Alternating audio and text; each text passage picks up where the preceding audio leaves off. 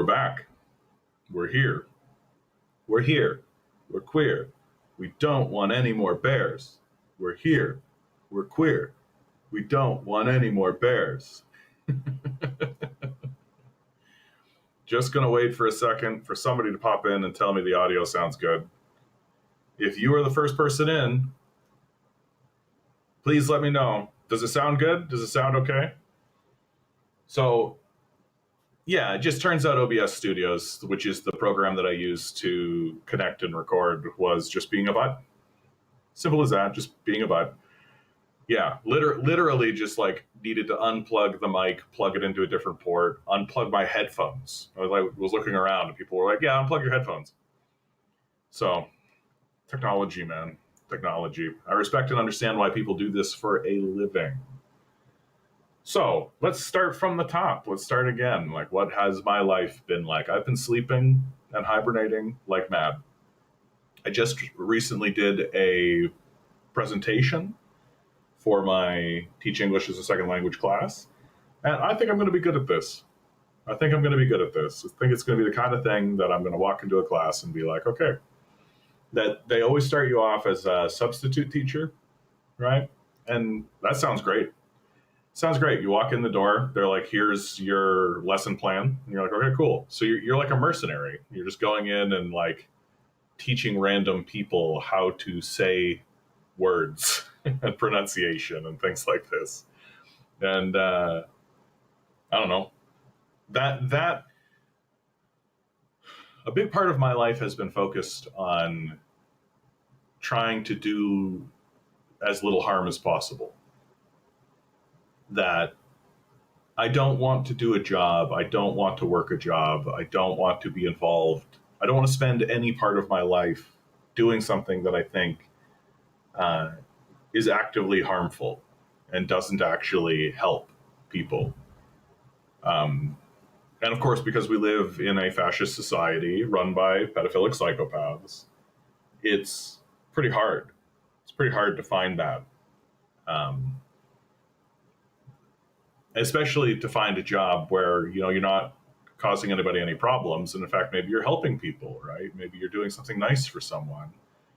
To find a job like that, that also treats you with decency and dignity. It's very difficult. It's very difficult to find something like that in Canada.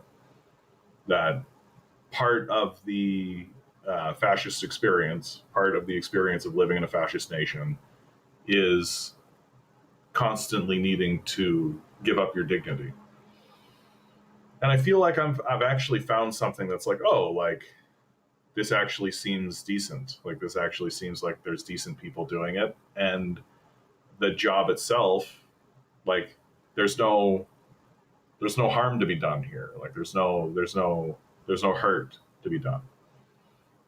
Like one of the things people will say to me, like online, like, if I'm so smart, why aren't I rich? Yeah, because it's like saying, well, if you know so much about slavery, why don't you own slaves? I wonder why. You know, maybe I don't want to perpetuate a system that is actively seeking to destroy us, you know? But so it gives me hope for my own personal future, that I'm going to be able to do that for a living, which is nice. We'll see. Given my history and given the trajectory of how things usually go for me, is that the day I graduate is the day that funding for teaching English as a second language will be cut by like 80% across, not just the province, but in the country. That's typically how it's gone for me. When I graduated from university, from theater school, arts funding was cut. It was under the Stephen Harper administration. Arts funding was cut by about 80% across the country. Then people are like, get a real job. It's like, okay. It's just like walking up to people and like hitting them in the kneecap with a pipe and then saying, just walk it off. Like, okay.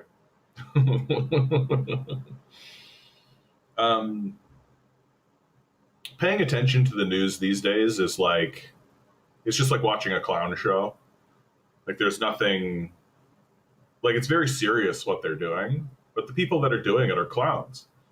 Like it seems as though the person that everybody's dogpiling on right now is Pete Hegseth, right? You got the South Park guys doing a big lampoon of Pete Hegseth. Even Saturday Night Live has started to really lampoon this guy with an impression from Colin Jost, of all people. I mean, he is a man-child. They're all man-children. Like this is something that I feel like everybody is really starting to key into is how childish this all is and how stupid it is. And it is. It's just desperately, desperately stupid. Like, imagine if these things were happening in another country, right? This, to me, is the crossing of a line that I think that any human being at all would look at and be like, "Oh yeah, that's a bridge too far." Like, where's all the free speech warriors? Have you noticed that since Donald Trump has gotten into office, all these free speech warriors have suddenly disappeared? They've suddenly vanished. And it's because, and you and I know, right? We've been saying it the whole time. It's because they've been fighting for the freedom to say the N-word. And that's it. I mean, that's what they're fighting for. They're fighting for the freedom to say reprehensible shit.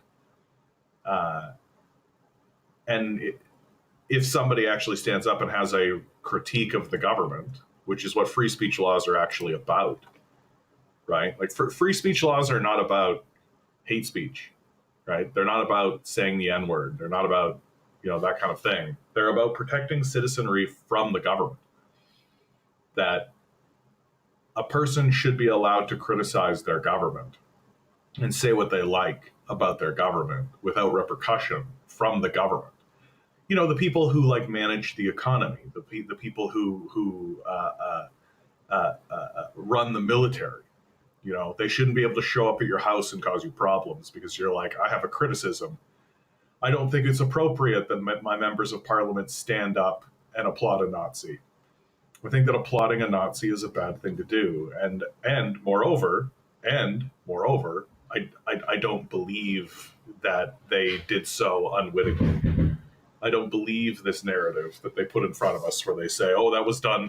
What a foolish and silly oversight. I don't think it was an oversight at all. I think everybody knew that guy was a Nazi, right? Or simply didn't care. We're just like, yeah, okay, this person's being put in front of us. Yeah, tourism's already nearly dead. Like, if I wasn't planning to go to the United States in the first place, right? Like, I've been pretty anti going to America for a long time. But this, like, having to submit 5 years of social media history to enter the United States, like, this is a plan that they're putting forward. If you want to go into the United States, you need to submit 5 years of social media history. Like, this is these George Orwell Big Brother heads, these guys that are always like, oh, the government's on your back. Like, these Reagan guys who are like, oh, the government. Oh, you got to be careful of the government. Well, here's your government putting forward a bill to, like, literally force you to reveal your political leanings so that they can judge whether or not you're the type of person they want to have in the country. So it's like purity testing. It was so obviously being done for anti-communist reasons. It's so obviously being done so that they can try to control the worldview that exists within their borders, right? That we're marching towards fascism. We have a fascist government. The fascists within the nation have been empowered. So we're going to entrench that. We're going to make that institutional. We're going to institutionalize these fascist systems, and we're going to normalize fascism within the law and within the legal framework. This is nothing short of a disaster for America. Like, if you believe in the idea of America, if you're one of these people who think that America is the land of the free, home of the brave, America's the greatest country in the world, Everybody loves America. Every other place sucks. America's the greatest country. Everybody should be like us, right? Uh, uh, if you're one of these people, you should look at this and you should understand that this is a disaster for you. Like the alienation that America is just projecting into the world. It's not even isolationism. It's beyond isolationism.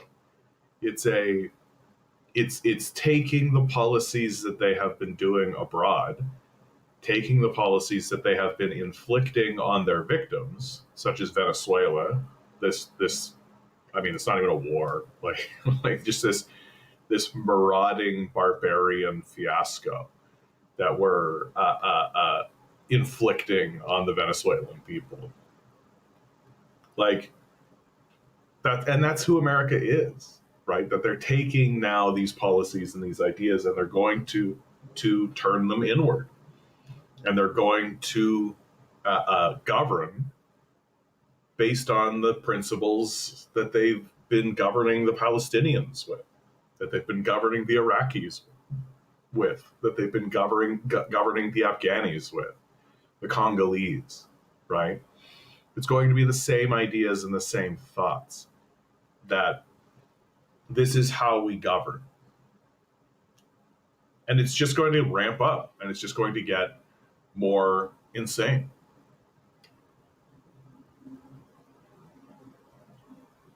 Everybody's name has changed. So, Commie Economist, I don't know if this is your first time here. Glad to have you. Don't forget to like the stream. Communism could save us. I mean, I feel like the principles of communism is the only path forward at this point. That simply acknowledging that working class people are the engine of your economy, are the basement of everything, that labor is what really matters to build an economy. Like when this next bubble pops, guys, when the new derivative market pops, when the new derivative market pops, right? We remember back in 2008 that the reason why the market collapsed was because it was based on what they call derivatives. There's all kinds of things like CDOs and swaps and like all kinds of inside baseball terminology that they use to obfuscate what it is they're doing. But what they're doing is essentially betting, right? That they're not investing, they're just taking a series of bets. And they can start to bet against bets, against bets, against bets, right? And then they base like concrete things that happen in the world based on these series of bets that they have amongst one another. It's destined to pop, right? It's destined to explode because these people are not prognosticators. Moreover, what their worldview is a religious worldview. It's not based on any kind of actual scientific principle of any sort. And so their religious worldview eventually meets reality. 1 + 1, in fact, does equal 2, irregardless of what they say or believe. And so the market collapses eventually. And this is what happened in 2008. Well, do you think they reduced the derivatives market? Do you think the derivatives market went down? No. The derivatives market today is currently 10 times, at least 10 times larger, at least 10 times larger than it was in 2008, which means that when it pops, when this bubble pops, when it collapses, and it will, it's just going to be even more dramatic, and it's going to be even more serious. It's going to be even more ridiculous than it was in 2008. Like, in 2008, it was the Lehman Brothers that got sacrificed, right? In 2008, it was the Lehman Brothers were the scapegoat. They were the one that everybody sacrificed in order to keep the whole thing afloat. And then they did a whole bunch of bailouts, you'll recall. It's always funny that when it comes to printing money for things like healthcare, right? When it comes to printing money for like basic necessities for people's lives and things like this, oh, inflation, you can't do that, it's inflation. But when it comes to like printing $200 billion to just give to a derivatives market, well, that's completely fine and normal. That won't have a negative impact on the society at all. It's how you know these people are completely clowns. Like that, and I just have to keep talking about it, and I have to keep hammering on this, and I have to keep bringing it up because it feels like I'm the only one saying it, and saying it not as like a flippant off on the side kind of a thing, which does happen every so often, but as like a core, everyone should be talking about this way. This should be a mainstream talking point. Like if there's a panel of people, there should be somebody on that panel pointing out the fact, the just objective truth that capitalists are now adhering to a religious worldview, that they're not any different than the phrenologists of yore. That if we wanted to be polite to them, we could say at some point they were promoting what they believed to be a scientific theory of how economics actually works. But that scientific theory has now been so thoroughly debunked and so just absolutely torn apart by just objective reality, right? The thing that you said would happen did not, right? That your claim was that by enriching a small group of people, everybody would experience a growth of prosperity. That did not happen. That is not what occurred. So that means your theory is false. And moreover, we didn't need to like run an experiment or something to show you that your theory was false. We just needed to see the outcome of your theory, right? The outcome of neoliberal economics has been a decline in prosperity for most people. Checkmate. We ran your experiment and it didn't do the thing you claimed it would. You had a hypothesis. We ran the experiment and the experiment came up false. So now we have the Prime Minister of Canada, the President of the United States, the head of the economics department of Harvard and Oxford still adhering to this completely debunked pseudo-scientific theory that was put forward in front of us. This is now a religion. Full stop. That if you had a theory that you thought was science and then it isn't, but then you still adhere to it as if it is a science, as if it is true, then that's a religion. And discussing neoliberal economists as if they're serious, credible scientists and that we should actually have a discourse within a science, it's done. There's no reason to. They're not responding to that they have grabbed hold of a religious ideology, and that religious ideology is configured and has configured itself to be a death cult. It wants to destroy everything around it so that it can get more of the paper dollars that it prints for itself. It's insanity at the highest possible level. The leaders of every Western nation are adherents to this religious death cult. And we're not at all having a serious conversation or asking plainly, why are we still adhering to a religious worldview and not pursuing a scientific approach to economics? When will the economics departments of the West actually begin promoting actual science in their field and stop being stewards of a religion?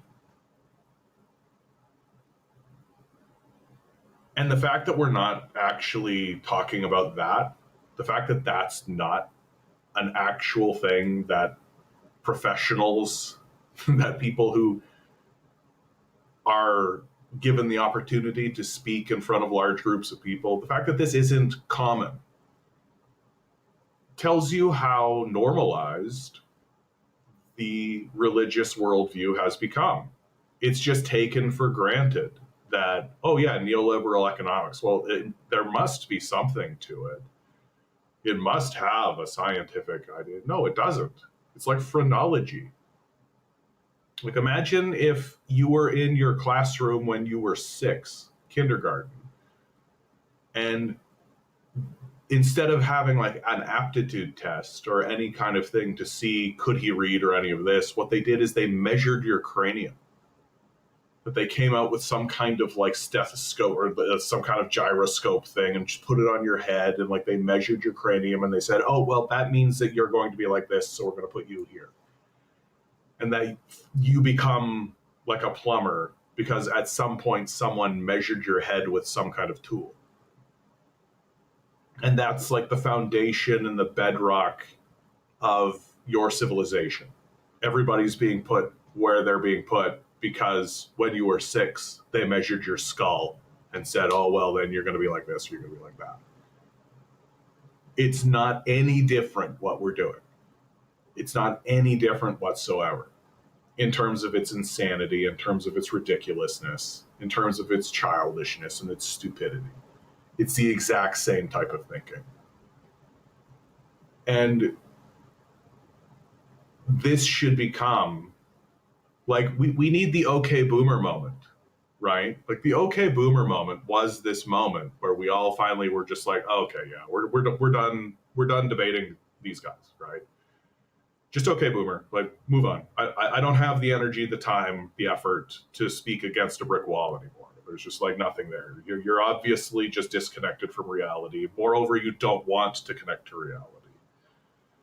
And so we need to have a similar moment with people who are still adherents of capital, where finally we actually just say, okay, sure, okay, capitalist, whatever you say, like, and then we just like give them the thumbs up and move on with our lives.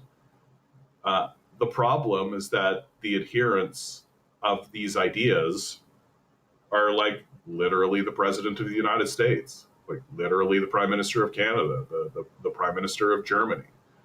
Like these people actually genuinely believe that the way to enrich everybody is to give money to a small group of pedophilic psychopaths. Right? That, oh, the best way to, and the funniest part about the whole theory, the funniest part about the whole idea is like the entire idea of Western democracies was to decentralize power, right? That you wanted to have spheres of government so that power could not be centralized. And yet when it comes to economics, they're arguing as hard as possible for the centralization of economic power. That giving money to a small group of people will somehow result in prosperity, when it obviously doesn't. I mean, we got a bunch of new toys, I guess. Like we got this whole AI robot game going on, which is going to be hilarious when that all falls apart and collapses. And so there are these big, giant collapses that are just right in front of us, and it's hard for me to believe that this Christmas is not going to be another drop in the bucket towards the collapse of the whole system. Like I've said it for years because I've been in retail and service my whole life, and you see it. These businesses like Amazon, Walmart, right? They don't start making money until November. Some of them not even until December. So they're running in the red for a whole year. And then it's only until we get into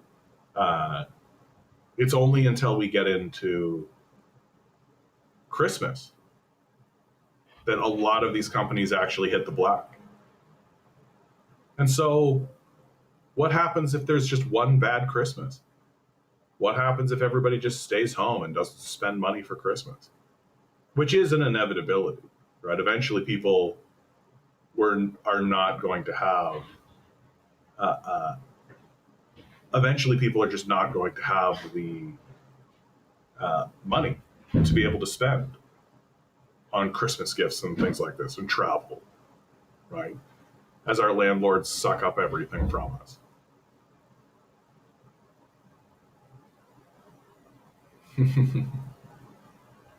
Radio Halifax says, my grandmother was into phrenology. She was convinced I would be a doctor.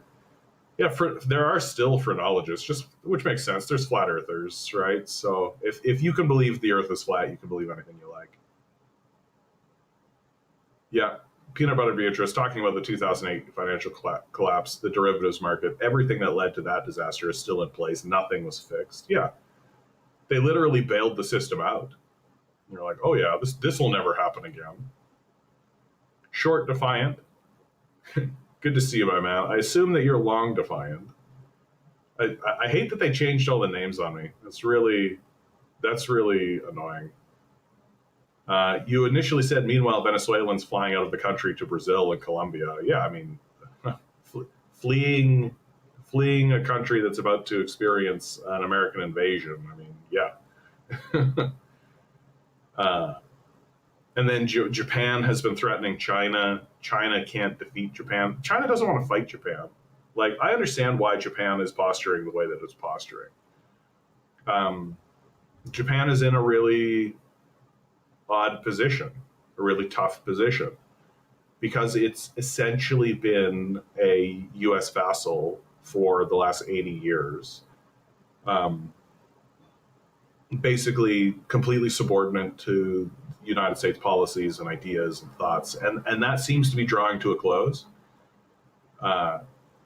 And America is really showing itself to not be a reliable partner. It's not really a reliable trading partner anymore. It's not really a place where the Japanese can look at and be like, oh, like, for 80 years, the Japanese were able to just like freely trade with America forever. And like they built a lot of electronics for America. They built a whole entertainment industry for America, right? The Japanese economy, like they were building VCRs. They were building like Sony. Like these that was their whole economic strategy. And now America's walking around being like, we're going to put tariffs on everything. We're going to cause everybody a lot of problems. And the Japanese find themselves in a position because they have a pretty high population, but they don't have a high resource base, really. Like, they're a very small island nation, right? And if I was in Japan, I would be terrified of the rise of China. I would be looking at China and I would be like, oh, this is a Leviathan. This is a Leviathan that is rising off of the coast of Japan. And it is. It's an absolute dragon. It's a complete Leviathan. I would be Short Defiant says, you're confusing me with another Defiant. Fantastic. Well, welcome aboard, bud. Glad to have you. I found your channel through Twitch, came here. Wonderful. Glad to have you. Yeah, there's another fellow that comes around named Long Defiant. So if you and he are ever in the chat at the same time, that'll be delightful. Japan has doubled military spending with 2% with expectation to grow. Yeah, and they're not the only one. Germany is doing the same thing, right? Like, as the American empire recedes, and it will, and it'll recede fast, guys. Like, it's going to recede like incredibly fast. Because the people who are taking charge now don't actually care about the concept of America. They don't care about nation building. They don't care about prestige. They don't care about stability. They don't care about any of that. They care about themselves. Their religious worldview tells them that money go up good, and that's really it. And so, like, this is why you see big bailouts happening in Argentina, right? because a lot of them own land and own property in Argentina, right? And they own companies in Argentina. And so they want their own personal wealth to increase. And what's a great way to increase your own personal wealth? Have the government give your companies money. Like, and it's amazing to see these mega guys bang on and bang on and bang on about how government subsidies are bad and end all welfare and all this. But yeah, if we give billions of dollars to Elon Musk, that's just great. Because they're in a religious worldview, right? Like helping people bad, helping billionaires good. And so as the American empire recedes and as the plan for the empire disappears, right, and just dissipates, a lot of the nations who the unintended consequences of this, a lot of these nations who have been relying on the existence of that empire and that structure for their own personal sense of safety and their own personal sense of self-defense are gone. That to me is the reason why the Japanese are acting the way that they're acting, because they no longer feel like 20 years ago, if China had have suddenly began to invade Japan, there would be a response from Western powers that America would have something to say about it. And Japan felt as though America would actually step up and defend her allies. And there would be all of this rhetoric and all of this anti-Chinese talk and all of this and so on and so forth. But now the Japanese are really asking themselves, hey, if the Chinese invade us, will the Americans come over here and help us? And more and more and more, it's looking like the answer to that question is no. And it's especially scary if you're looking at a place like Ukraine. Like, here's a place, like if you're a military man, like if you're a general for the Japanese military, and you want to take a non-religious view, you want to take a serious stock of what your allies are doing in the world, because it could mean the difference between your cities being rubble or not. You look at Ukraine and you say to yourself, well, here's a situation where the Americans have basically strung along an ally, quote unquote ally, a patsy really. They've strung these guys along. Their buildings have been reduced to rubble. Their cities have been reduced to rubble. They've lost hundreds of thousands of people to a war that never really needed to happen in the first place. And it looks like it's being done so that a private American businessman can carve Ukraine up and seize their mineral rights. Is this a type of ally that you want to have? How far can you take the promises of a nation that will do that? And so if I'm the military leadership of Japan, I am saying to my political leadership, yeah, we can't trust the Americans. We can't trust them. They'll say one thing and do another. Like, how many times have I said this on this stream? I've said this on this stream over and over again, right? People will accept a certain amount of injustice, a certain amount of cruelty. Systems like slavery persisted for a long time, right? People will accept them as long as they're stable, as long as they're coming from people who say what they're going to do and then they do the thing they're going to do. That's a stable system. We might have complaints, we might have debates, we might have conversations, we might even have struggle against those unjust systems, but at least those systems are stable and have stability. Well, now we've entered a period of time where the Americans are obviously unstable. They say one thing and then do another thing. They create an alternative reality, right? Facts are, the truth is what I say it is, which is one of Donald Trump's like rules from the art of the deal. The truth is what I say it is. Well, eventually the truth is what reality says it is. That eventually, no matter how much propaganda you put forward, no matter how hard you scream about it, no matter how convincing you are, no matter how many people believe it, that if you try to say 1 + 1 = potato, eventually 1 + 1 in fact equals 2. And that's just what's going to happen. That if you built a car based on the principle 1 + 1 = potato, that car will stop working, if it ever works at all. No matter how sleek it looks, no matter how amazing the design, no matter how hard you sell it. And if somebody in another country goes, "Oh, we can make a car based on the principle of 1 + 1 = 2," well, you're gonna lose. People are gonna be like, "Yeah, I'll take the car that works."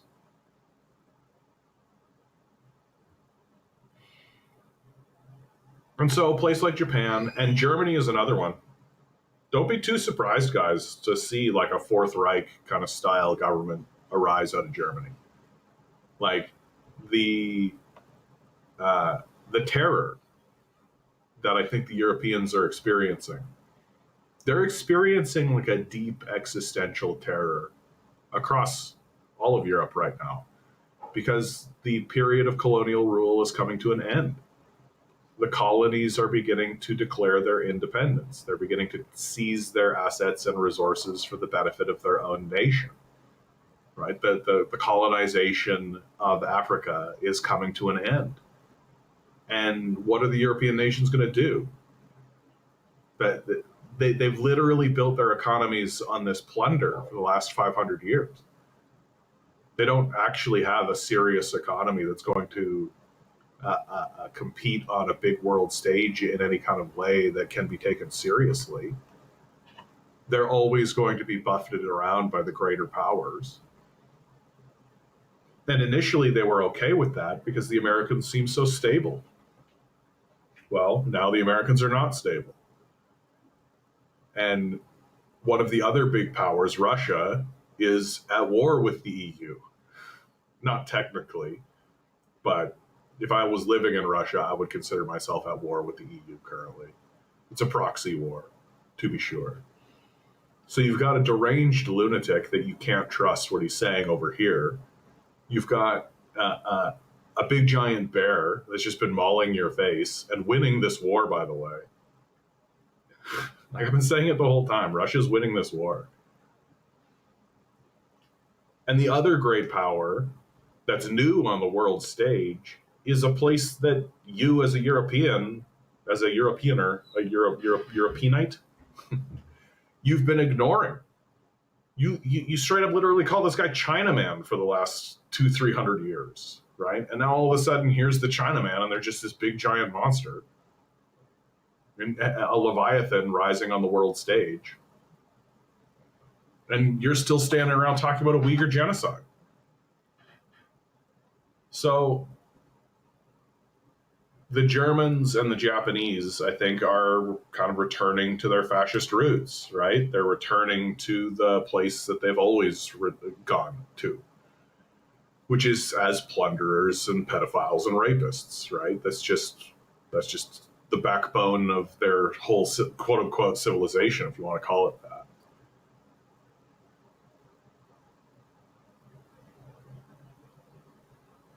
Joe, how you doing? You have any advice on how to respond to capitalist immigrants who say, "I know socialism never works because I survived a communist dictatorship, went west, and now I'm happy" argument? Yeah, I mean, I respect and understand why people say that because they have this sort of very limited experiential view, right? That I was in a country that was being run by communists. Things went south, and I had the privilege or the ability to flee. And now I'm here in a system of capitalism, and there seems to be stability and prosperity here, especially compared to what was happening there. And so capitalism is better than communism. And because they've never really like looked into it, like they've never actually looked into what is going on even in their own country, and they don't really want to. They're literally just trying to survive. They don't see the meta game. They don't see what's going on at the global politics level, right? That chances are extremely good that the country they were fleeing from was being invaded. Like the reason why things were so bad is because the country was attempting to defend itself from external threat, and people don't see that, right? It's not part of the it's not part of their narrative that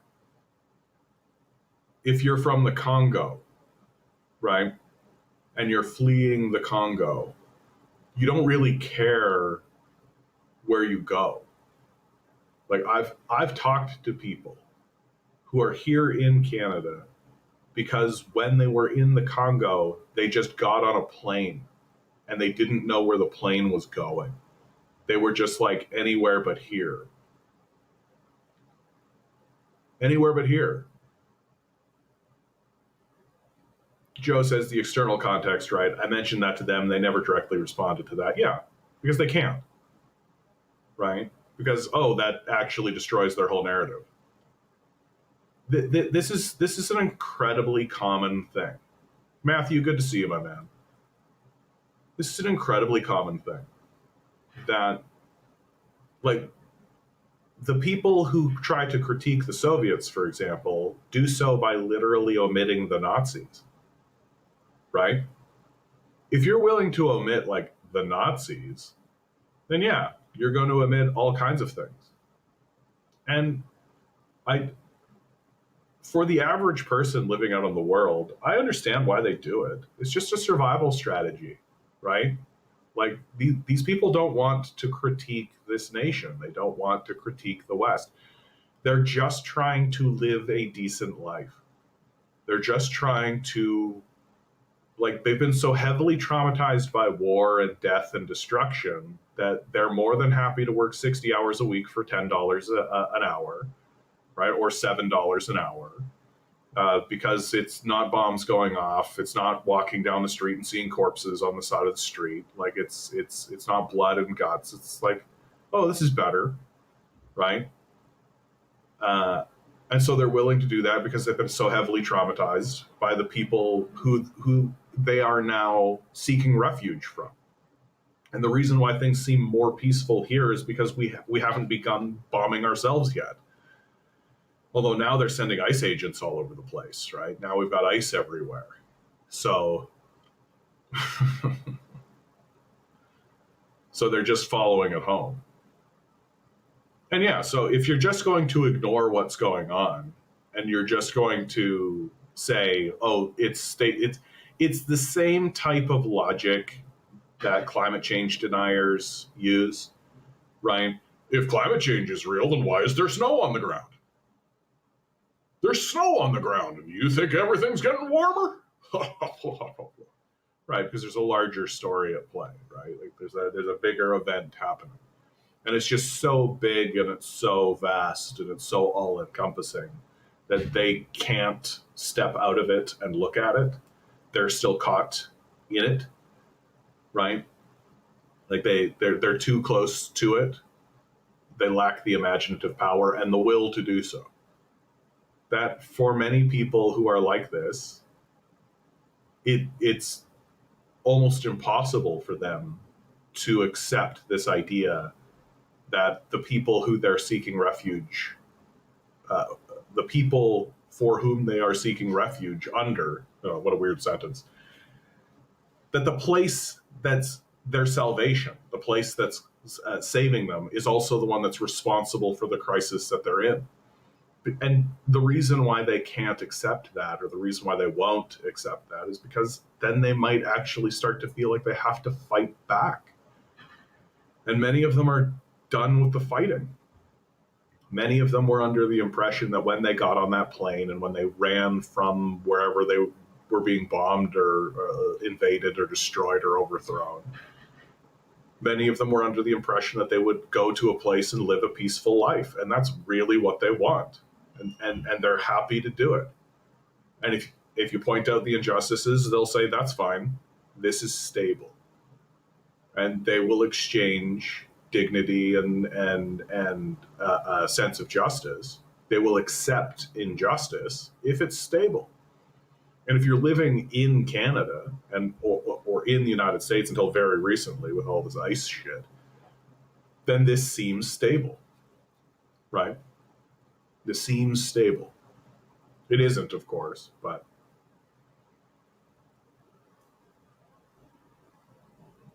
Joe says that does make sense. Of course, it's preferable to what they came from, so they don't want to have to go through it again. Yeah, man. Like, a lot of these people are literally just like, yeah, I'll just run a convenience store, right? Yeah, I'll work at a Tim Hortons.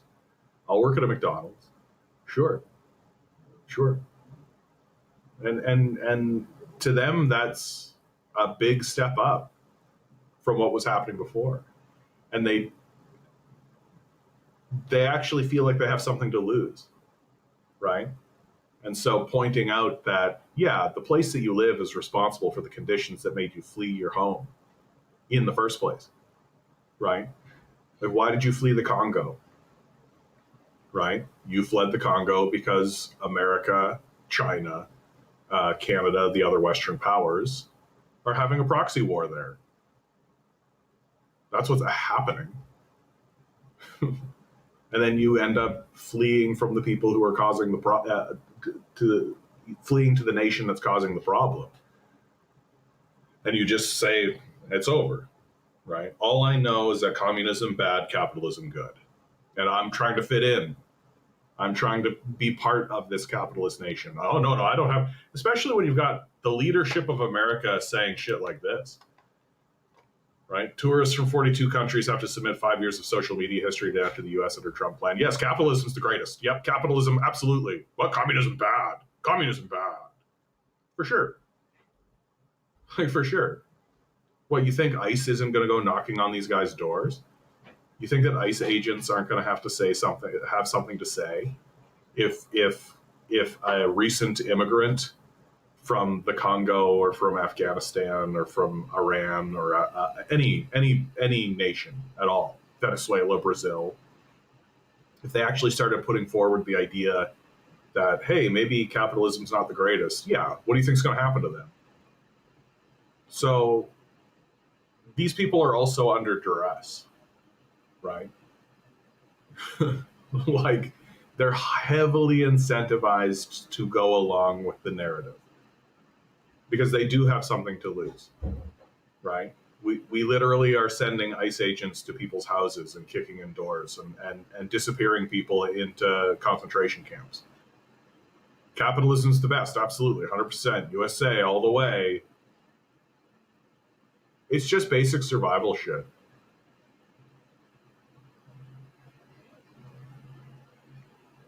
Short Defiant writes, here, hold on. Paul, I skipped your stuff a long time, yeah. Sine Takaichi is the female version of Trump. She's nuts. Yeah, of course. I mean, we're in a post-truth reality at the moment, right? Like, there's no, we're in a post, like, the religious worldview of neoliberal economics has taken hold, and now we're seeing the outcomes of it. And the death cult isn't just going, oh, well, that has actually been proven to be incorrect. No, they just want power and wealth for themselves. And so they're upholding the religious worldview as far as it can go. And one day they'll eventually just start saying, shut up, you're weak. What are you going to do about it? Like, eventually that'll start happening. And they'll start doing things publicly, and they'll start, like, we used to crucify people publicly. That's something that the state used to do. We used to hang people publicly. Like, that's something the state used to do. That used to be fairly common. And these sorts of things will become common again, where certain states, Texas, will just have a day where they're like, okay, here's all our prisoners, public execution, come to see, we're live streaming it. And they'll just say straight up, Like, yeah, you guys are dying because you fucked with the oil baron there. The oil baron is the owner of this state. You're not. And that'll just be it. And it will be that clean cut. They will not stand in front of you and say, like, the classic liberal way of like head tilting and being like, oh well, we understand what you're saying, and oh, but we have to make decisions for that. They'll straight up just be like, we have money, power, and wealth. That makes us better than you. We find you to be a nuisance and annoying, and so we're going to publicly execute you in front of everyone to let everybody know what happens if you come and fuck with us. And they'll say it. It'll just be naked. And that's happening in our lifetime, for sure. For sure. If they're already doing ICE agents and the response to it is nothing, like when the like wait until the Democrats take power again, and then the Democrats will take power again, and everybody will be like, yeah, I'll abolish ICE, and then the Democrats will increase the budget of ICE by 5 times. And everybody will be like, were you the guys that were supposed to abolish ICE? And the Democrats will be like, well, you know. And that'll be their whole defense. That'll be their whole argument. Well, you know. Oh, you know, well, we have to negotiate. We have to. And they'll just further entrench these sorts of institutions. Misty, good to see you. So Short Defiant says, within Europe, the most developed countries are the ones that have been longest without war. For example, Switzerland. Yeah, if you want to prioritize peace, you can prioritize peace. You just have to do it, right? If you want to build public infrastructure, if you want to build public systems, if you want to build public institutions, you can, right? There's no mystery to how it's done. We have templates. We've seen nations do it. There are currently nations that have done it. We don't really need to have big debates about what model to follow, right? We don't need to really have big debates about whether or not the policies work. The question now is something that they will call political will, right? Oh, we just don't have the political will to do it, right? Because the death cult's taken hold, right? That the quote unquote political will is literally just a bunch of pedophilic rapists want to continue being pedophilic rapists on Jeffrey Epstein's pedophile island, man. It really is that simple. Like, the wildest thing that's actually happening today is that there are still people that are engaged in a Democrat versus Republican conversation when the current president of the United States and the current Republican president of the United States and a former Democratic president of the United States fucked each other on Jeffrey Epstein's island. And you genuinely think that the Republicans and the Democrats are enemies? Or are at all antagonistic to one another? Like, what a joke. Like, what a fucking joke.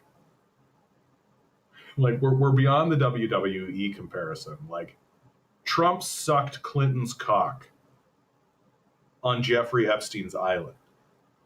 You think the Democrats and the Republicans are fighting one another? Get the fuck out of here, man. It's just embarrassing. Short Defiance says, well, Vietnam exists and it doesn't bother the USA. Yeah, it didn't stop the USA from engaging in a 20-year war in Vietnam. Misty, I really missed you. You give me hope. Oh, well, that's kind of you to say, Misty. I'm just a guy putting his heart out there. Misty, most people are either doomers or just don't want to look at reality. Yeah, it's tough. It's hard. Right? It's hard. It is a existential dread. It is difficult. It's difficult to look at it. It's difficult to experience it. And I feel like the only solution at this point is to not suffer alone, to not suffer in silence alone. One of the things that that constantly brings me back, even when I'm sitting here being like, I just don't want to do this anymore. I just don't want to do this. Oh my God, what am I even doing? What is this? When I get in those moments, something that keeps bringing me back to it is understanding that there are people who think the way I think, but they are alone. Because I've experienced that myself, thinking the way I think, but being alone, being isolated, and that all I can really offer people is the realization and the recognition that you're not alone. You're not alone. That the people who are around you uh, are following what they think is right, uh, and they're alienating you and isolating you because they want you to feel like you're the crazy one because you think differently than all of them. But it's like watching a group of people driving a car into a wall, and you're like, "Don't drive the car into the wall." It's like, what a loser! Everybody knows that driving the car into the wall is the way that we do this. Good to see eggs. And so, just knowing that you're not alone, I think, is really very important. Long Defiant, how are you doing? And hey, what as I said, here's Long Defiant and Short Defiant. Capitalism has always increased suicide rates, yet even during the transition from feudalism, sure. Like the whole idea of capitalism is to increase people's despair. Like capitalism erects a series of gatekeepers to ensure that your necessities need to be bought and paid for.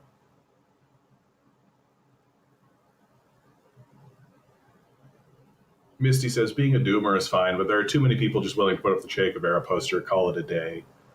I mean, it's hard. Like it's tough, especially right now, because there's nowhere, there's no one to really turn to. There's no one within the mainstream that we can actually turn to, right? And people don't really trust one another. People don't trust their neighbors.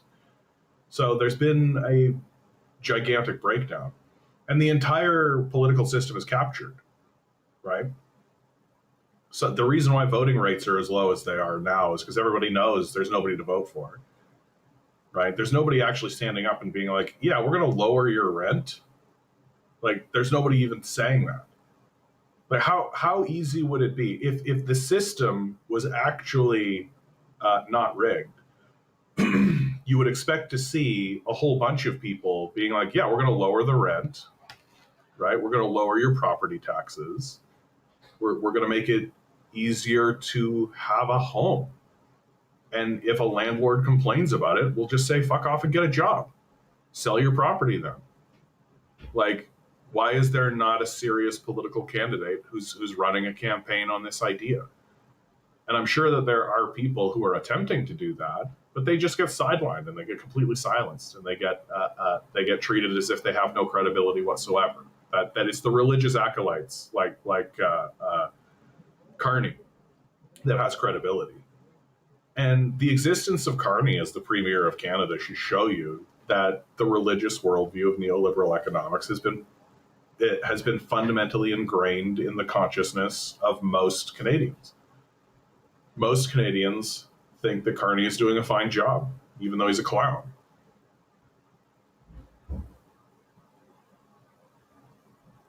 Short Defiance says, in the end of the day, where China is trying to get is something like Canada.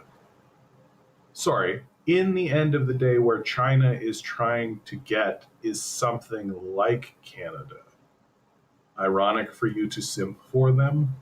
That's sort of a weird phrase. I don't think that China is trying to get to something like Canada. Like China has had a very obvious successes, and this is always my point with China. Is like they're very clearly on a transition. They're very clearly transitioning. The question about China is, well, what are they transitioning to? Where are they going? And there are just questions that can't be answered except through the passage of time. That I root for China to continue its peaceful rise. I root for China to continue developing its own nation peacefully. I root for China to do these things. That's what I'm hoping it's going to do. I think the most likely outcome on that line is that the Western powers will not permit China to rise peacefully, that the Western powers will eventually challenge China militarily and China will have to defend itself, to which the West's narrative will be to omit and ignore the fact that they antagonized China into a war and pretend as though China's the next Hitler. It's the same thing they did to the Russians. It's the same thing they do every single time, right? That they antagonize a war and then pretend like they didn't. And everybody just gullibly goes along. Yeah, the Donbass war didn't happen. We didn't coup the government of Ukraine. None of that actually happened. It was just big bad Russia wanted Crimea. And that's it. And because we're very gullible and fairly childish, we just believe it. Short Defiance says, China will keep private businesses operating. They don't even have major public systems like Canada does, healthcare and education. Yeah, because of the structure of how the National People's Congress operates, right? Like it's a different system than what we have. That's why this kind of comment where you said that they want it to be like Canada is sort of odd. I don't think that's where China wants to go. China has been experimenting with many different systems. Like one of the real benefits that China has is that because their population is so huge, they can run economic experiments in a single neighborhood and have it hit like 10 million people. And so they can run experiments, and they have run experiments, right? They've had they had an experiment through, I think it was like 2006 to like 2012. So for like 6 years, right, that they really allowed private healthcare industry to come in to sections of their society and see what would happen. And of course, it reduced health outcomes and everything was terrible because private healthcare systems are a disaster. But really, the way the Chinese system seems to function is that you have a political system in which capital is kept at arm's length, that it's very difficult for capital to buy in and corrupt the political system. And so the political system ends up actually being like serious regulators of private markets.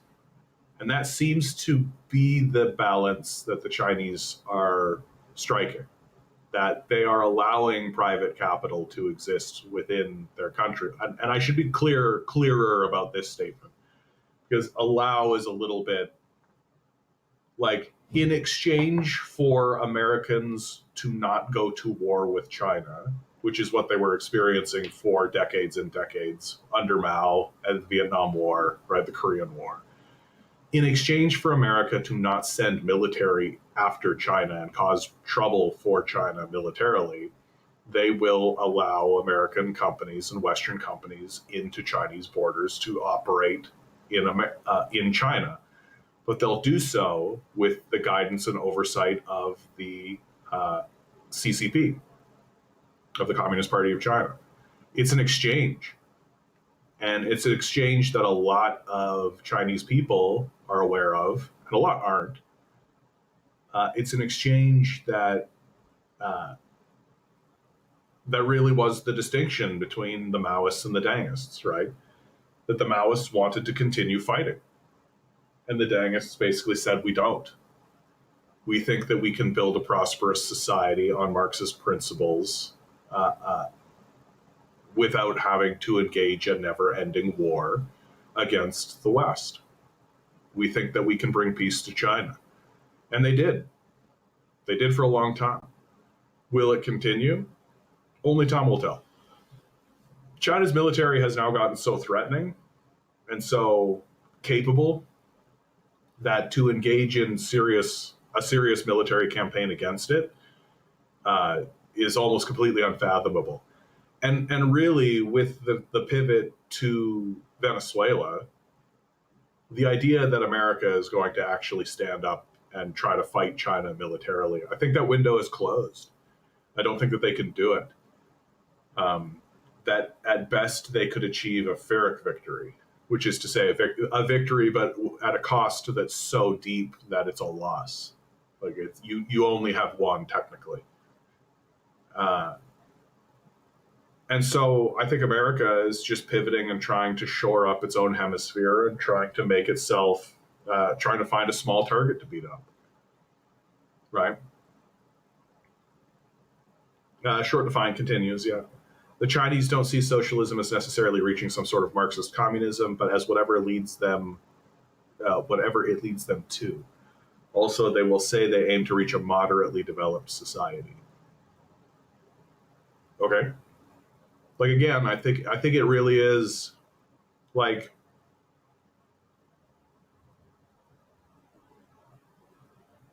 I really think the Chinese are in like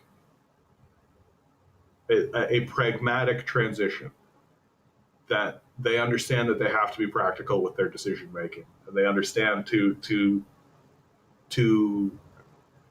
like I don't know why when we talk about China we're not actually talking about it with the understanding that them being able to negotiate the maintenance and maintaining the National People's Congress as the ruling body of China, like that's a resounding, massive, enormous, overwhelming success. That the Chinese said was a success. That one of their arguments for making peace with America and striking this deal where American companies would come into China was like, yeah, we get to stay as the ruling class. That's a huge, overwhelming, massive success for them, right? That like literally the People's Republic of China is formed in 1949, and then from 1950 to like 1977 they're at war with the West, and the West is literally trying to overthrow their leadership and kill Mao, take out the Chinese, right? Staunch the spread of communism for like 30 years. That happens. And then at the end of 30 years, the war comes to an end. America pulls out of the region. And in exchange, companies come in and start taking advantage of cheap Chinese labor, but the Communist Party gets to stay in power. Like that's pretty huge. It's pretty enormous. Like it's a cost benefit analysis to be sure.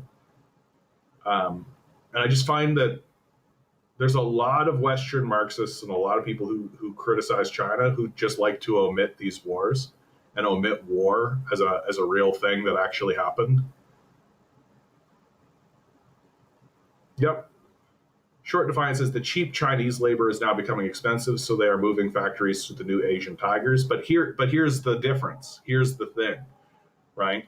That the Chinese Communist Party is not just going to stand there waving passively as factories leave their shores, the way America did, right?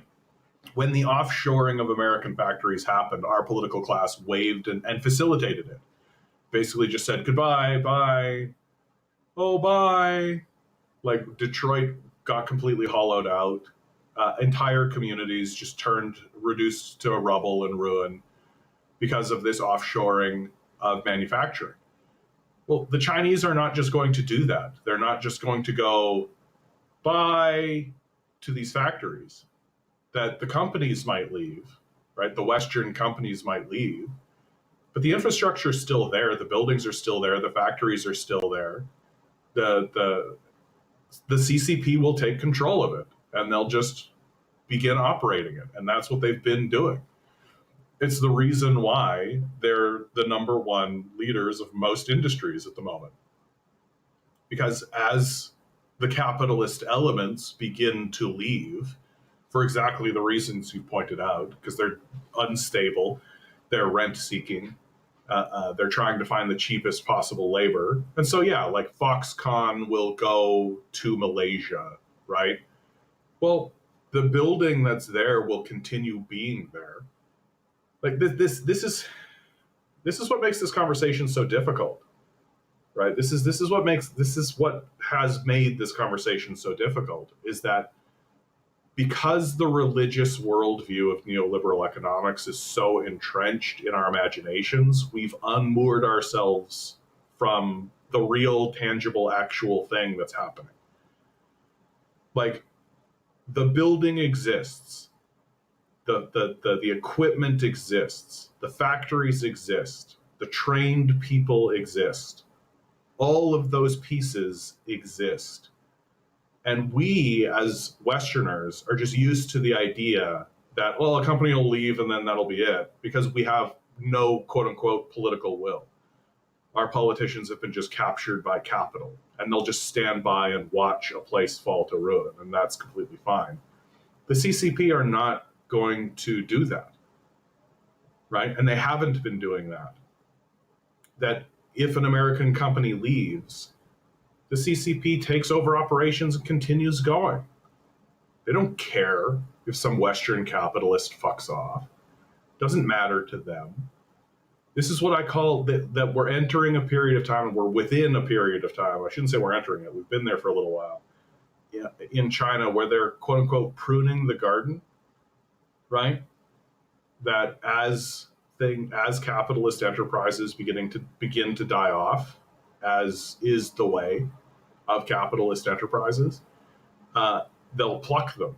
They'll just take them out, right? And if they need that enterprise, or if they think that enterprise is valuable, then they'll take control of it, and they'll continue growing it and continue building it up.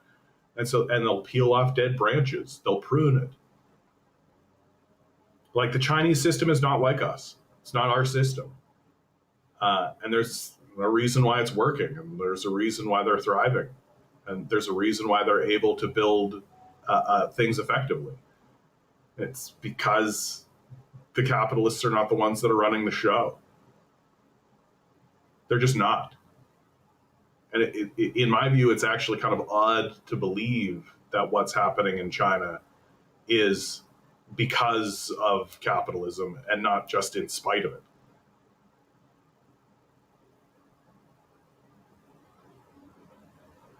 Short Defiance says, I believe China will go through a period of deindustrialization like the USA, because it's just how the world is supposed to work. Yeah, and no, that's not going to happen, because the entire Chinese theory of economics is that manufacturing, the ability to create stuff, is the center of power. It's their entire theory of power, right? The theory of power in the West is that finance is the center of power. That if you can make sure financial markets are strong, this is why they're willing to grind everything up for money, right? It's this religious worldview that perhaps maybe at one point you could have said was a scientific theory. China's not just going to watch its industry go away, because their entire theory of power rests on the idea of industry being strong and powerful. And so it's going to operate exactly as I said. If these American companies leave, China will just take it over, and they'll just keep doing it. And how do I know? Because that's what they've been doing, and that's what they say they're going to do.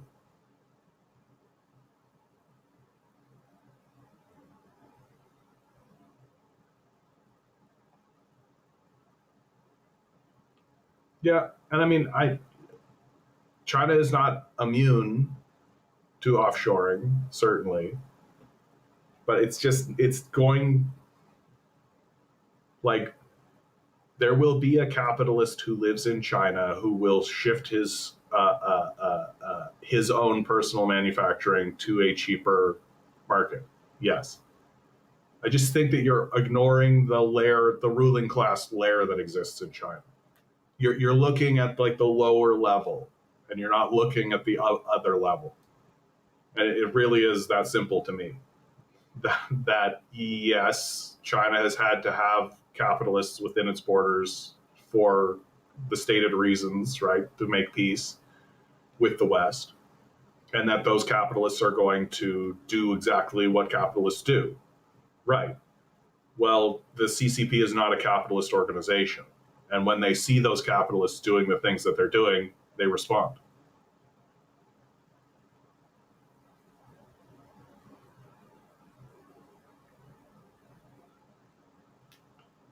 Joe says, what supreme patience knowing the for-profit ideology will die in the West eventually, but surviving through it, means of production is the key, and the West blew it. Yeah, for sure. North, good to see you.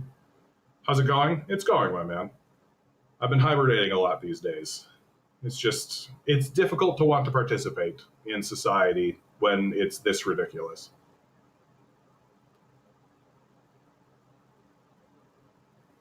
Short Defiance says, the thing is, it's not up to the government whether factories leave or not. Yep, that's up to the business owners' view of cost benefit. Local government can do is give them breaks and benefit. No, that's not all the local government can do. Like, this is where you go wrong in your analysis, is that you think that, and it's common in the West, right, that government can't do anything, that we're completely beholden to these capitalists. And if they leave, then, oh, well, all we can do is say goodbye and maybe try to incentivize them back, right? It's the neoliberal religious worldview. Do you know what China actually does? Like, what they actually do when this thing occurs that you're saying occurs, right?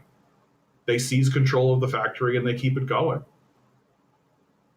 That's what they actually do. If the factory is seen as beneficial, because this is the other part about it, is that China doesn't necessarily believe a lot of these capitalist factories and a lot of these capitalists are beneficial to them. Like, because they're not, right? Because they're not. Like, who cares if there's a factory in your country that's making like purses for rich aristocrats and dumb bitches in France? Like, who cares? Oh no, the factory that made garbage left. Okay, and right, but if it's like a solar panel factory, and they make so many solar panels that they can no longer sell the energy at a profit, and they decide to close down because of the contradiction of capitalism, right? That they can no longer make a profit with infinite energy.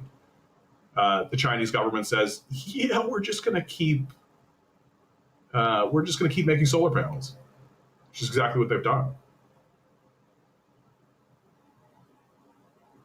Short Defiance says China doesn't just mass expropriate like that, except they do objectively, like they do. They need a reason. Yeah, there's always a reason. For example, the company fails, which, guess what? It's a capitalist company, so they're destined to fail, right? The contradiction of capitalism means that capitalist structures fail. And so the Chinese system is such that when they do fail, because that's how they're supposed to operate, that's what they do. You can see this in the housing market. Like, the housing market's the clearest example of what happened in China. That the capitalist systems were beginning to fail, and we see that they're failing here, or that they have failed here. Well, in China, when they failed, they said, nah, we're going to intervene, right?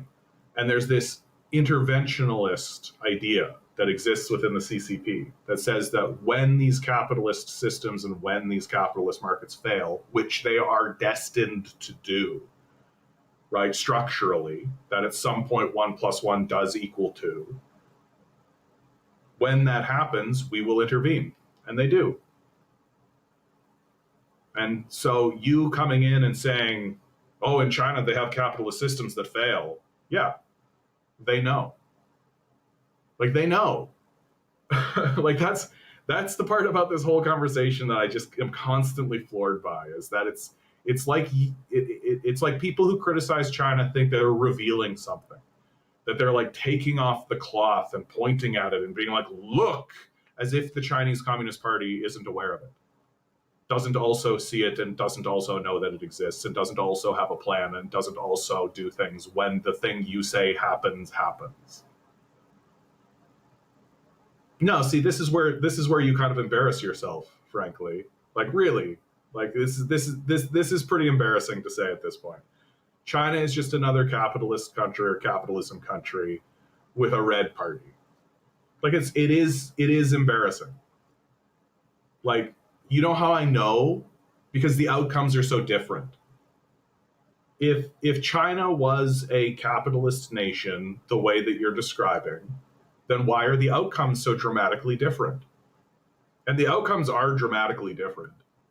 Like, if you're going to stand in front of me and pretend as though what has happened in China is the same as what has happened over here, then I think that we're in flat earther territory.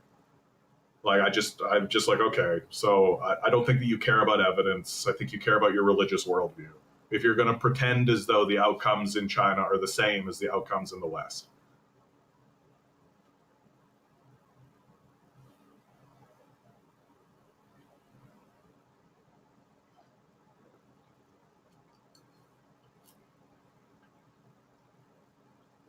North says, I stumbled across your channel in 2021. I believe I found your channel through a video of yours about the Uyghur situation when it was going on.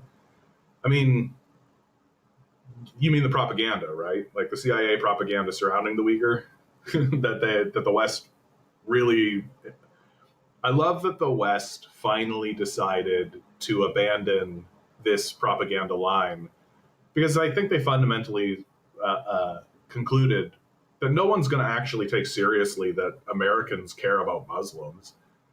Like, imagine actually believing what an American says uh, uh, in China or about China or about Muslims. Short defines says, do you think quality of life is higher in Shanghai or Tokyo? Higher as opposed to what? Like, in comparison to what? Because, like, do I think the quality of life is higher in Shanghai or Tokyo than it was 30 years ago? Yes. That's just objectively true.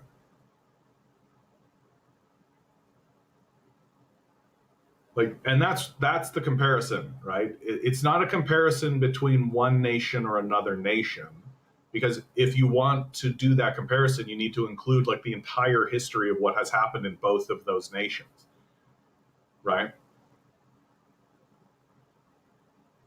Yeah. So what you're doing is what I call snapshot analysis, which is like a poor way to analyze anything.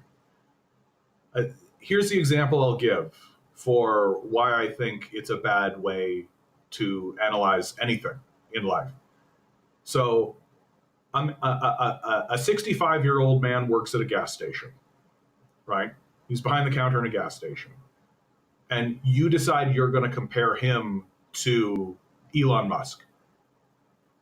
And you compare those two men, and you say, well, clearly the man working at the gas station is an inferior man to Elon Musk, who is a multi-billionaire, going to be the first trillionaire. Oh my God, he's the head of 6 companies and all, yada yada yada. Right? That's a snapshot. So,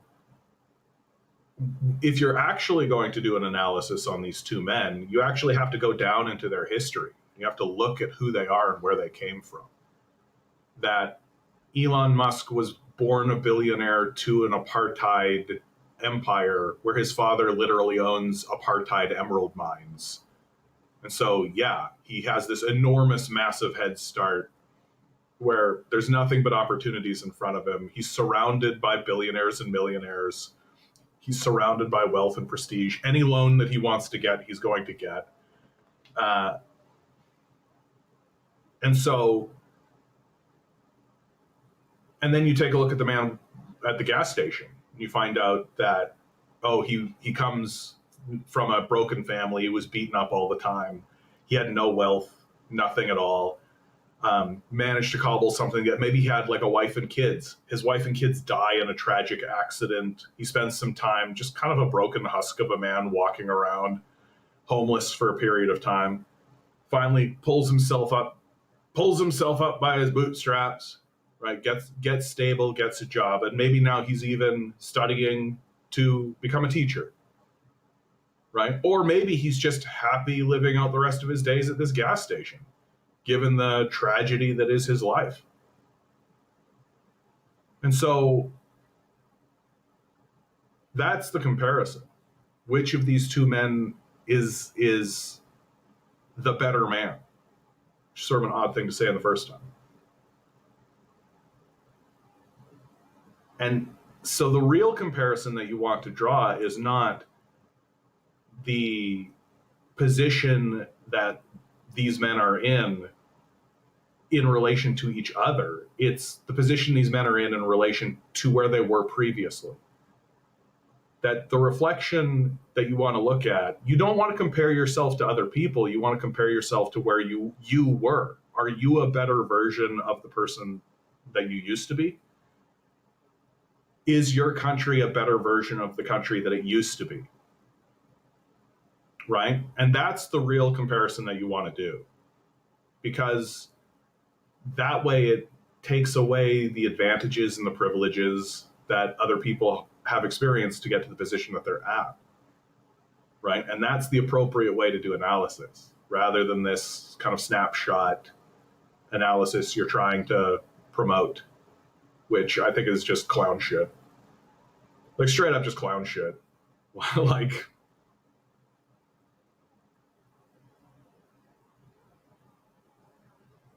like I think that the quality of life is higher in Shanghai or Tokyo, rather in Shanghai than it was 30 years ago, for sure. Like for sure, and dramatically so, and that we can have a serious conversation about that. And like to make that comparison is kind of odd, right? Because Tokyo got like the Japanese got were part of the McCarthy. Was it McCarthy? No, it's not McCarthy. The Marshall Plan, right? Post World War II, billions of dollars were funneled into many nations in order to rebuild them. Japan is one of those nations. Shanghai wasn't. China wasn't. So what the Chinese have done, they've done for themselves. And they built themselves up with negotiation, diplomacy, some concession, and hard work. Whereas Japan, yeah, Japan gets billions of dollars in infrastructure bonds flooded into its nation from America. Like, China didn't have that. So it's not really a fair comparison to make.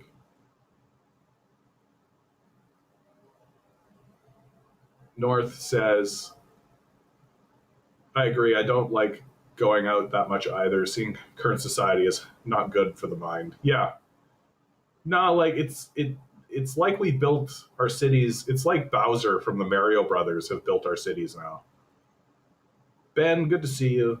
I don't think I've caught this channel live since Trudeau was prime minister. What do you make of Carney's tenure so far? Yeah, they put a Carney in charge of the circus. That's all. He's a religious priest, right? He's the neoliberal priest. He's the attempt by the liberals to bring credibility back to neoliberal capitalism.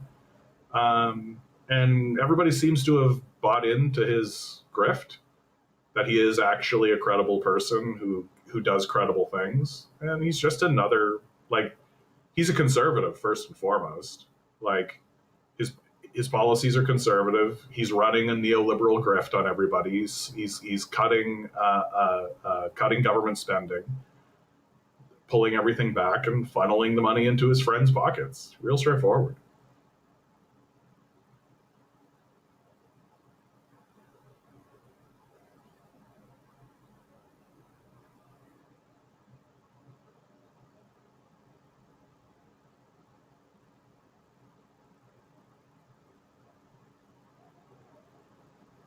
So, Short Defiant writes, dollars don't mean anything. Philippines is a closed-in ally from the U.S. and has received billions and didn't develop. I mean, you also have to, like, do it. And I mean, the Philippines are like a proxy conflict, right? That all America can do now is fight these proxy conflicts against China. And the Philippines is one such proxy conflict.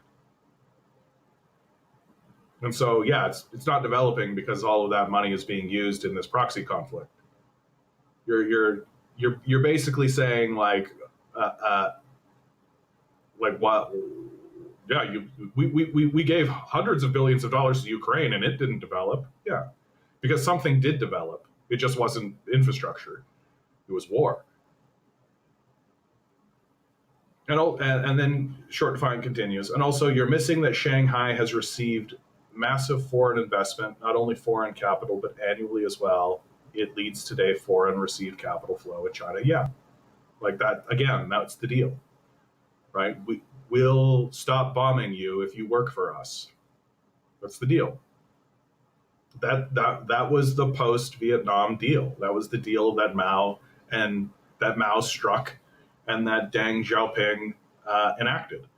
That was the whole opening up of China. That was the whole thing, dude.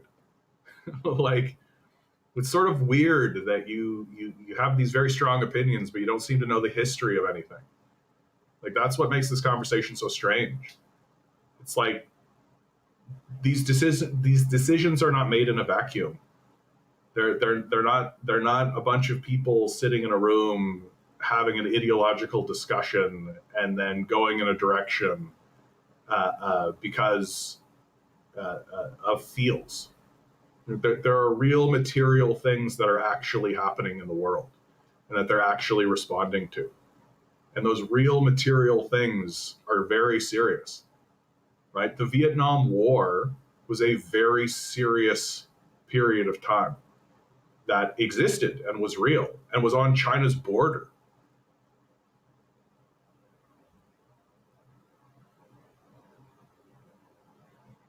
So Short Defiant continues, don't need foreign investment to grow. Correct. Yeah, because internally, as business prosper, they invest internally. I mean, not really. That's like basic Adam Smith stuff, right? As businesses grow, they just offshore their wealth. Like Adam Smith saw that. And he put forward the idea that they won't do that because they'll have a home bias, is what he said, which turned out to be false. Turned out to just be kind of a hope, a wishful hope of his, that as businesses grow, they offshore their wealth. And so it becomes an extraction of wealth, right? That's what businesses ultimately become, is a wealth extractor, which is why we're in the position we're in, which is fundamentally extraction. And then the next stage is abandonment, right? They're going to extract as much wealth as they can, and then they're going to abandon us. It'll be like the deindustrialization of America, but on a much larger scale. Like, wait until Walmart closes. Like wait until these places start to close. They've extracted all of the wealth that they can out of the society, and so they're just going to close their businesses.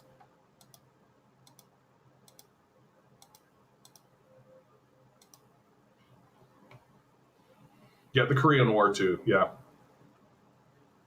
I don't know if I said hello to you, Freestyle. Good to see you. Yeah, I'd love to go visit China one day. I'm hoping to.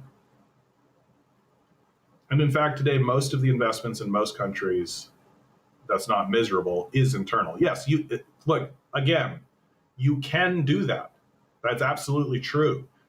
That you can have an internal system where wealth is cycled back in, and you can have that. China has not really been able to do that until probably about right now, right? And the reason they have not been able to do that is because they have been operating under an agreement that was struck post the Vietnam War. Again, so much of what's happening in China today, and so much of what happens in the world today, is a result of systems that were set up post World War II, in the case of China post the Vietnam War, which really was an extension of World War II to the Chinese. Like, we have this tendency to break things up and be like, World War II happened, and then it was a cutoff, and it had no impact on anything that followed. But it's actually a continuum. Like, it carries on. And the Vietnam War and the Korean War is a continued extension of that conflict. That the nuclear bombardment of Japan is not the end of World War II, it's the beginning of the wars within the South Pacific, what we call the Vietnam War.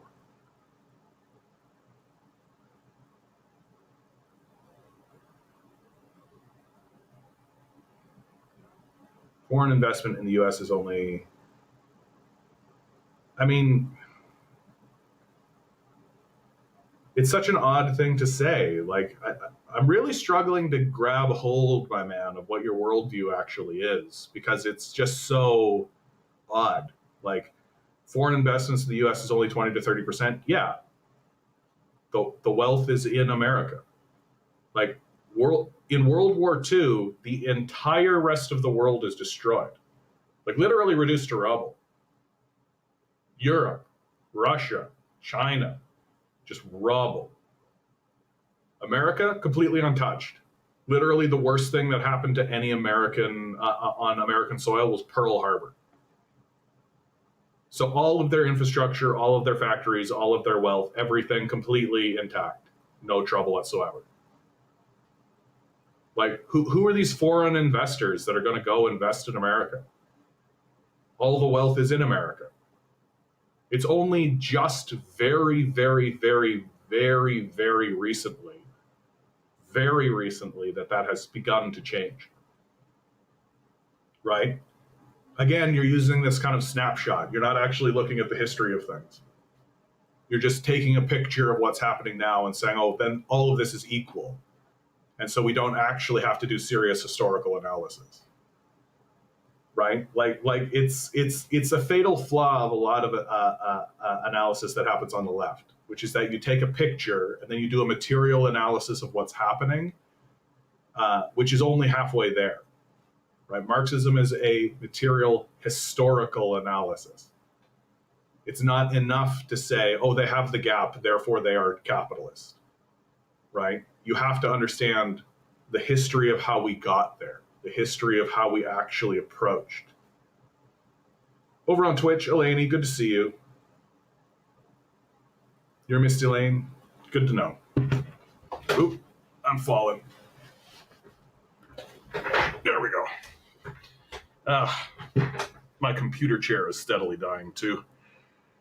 Don't worry, I'm steadily dying too. No, I would never use wealth as I would never use GDP as an indicator of wealth. The man that invented the concept of GDP told us not to use it this way. Like that's what makes it so embarrassing when we're constantly talking about GDP. It's just like GDP is not a measure of wealth. It's not a measure of anything. Like it has a very narrow usage, which is what it was created for. But the fact that we're using it as like, oh, our GDP went up, therefore, like, oh well, a bunch of billionaires traded houses amongst one another. Our GDP is through the roof. We must be doing well.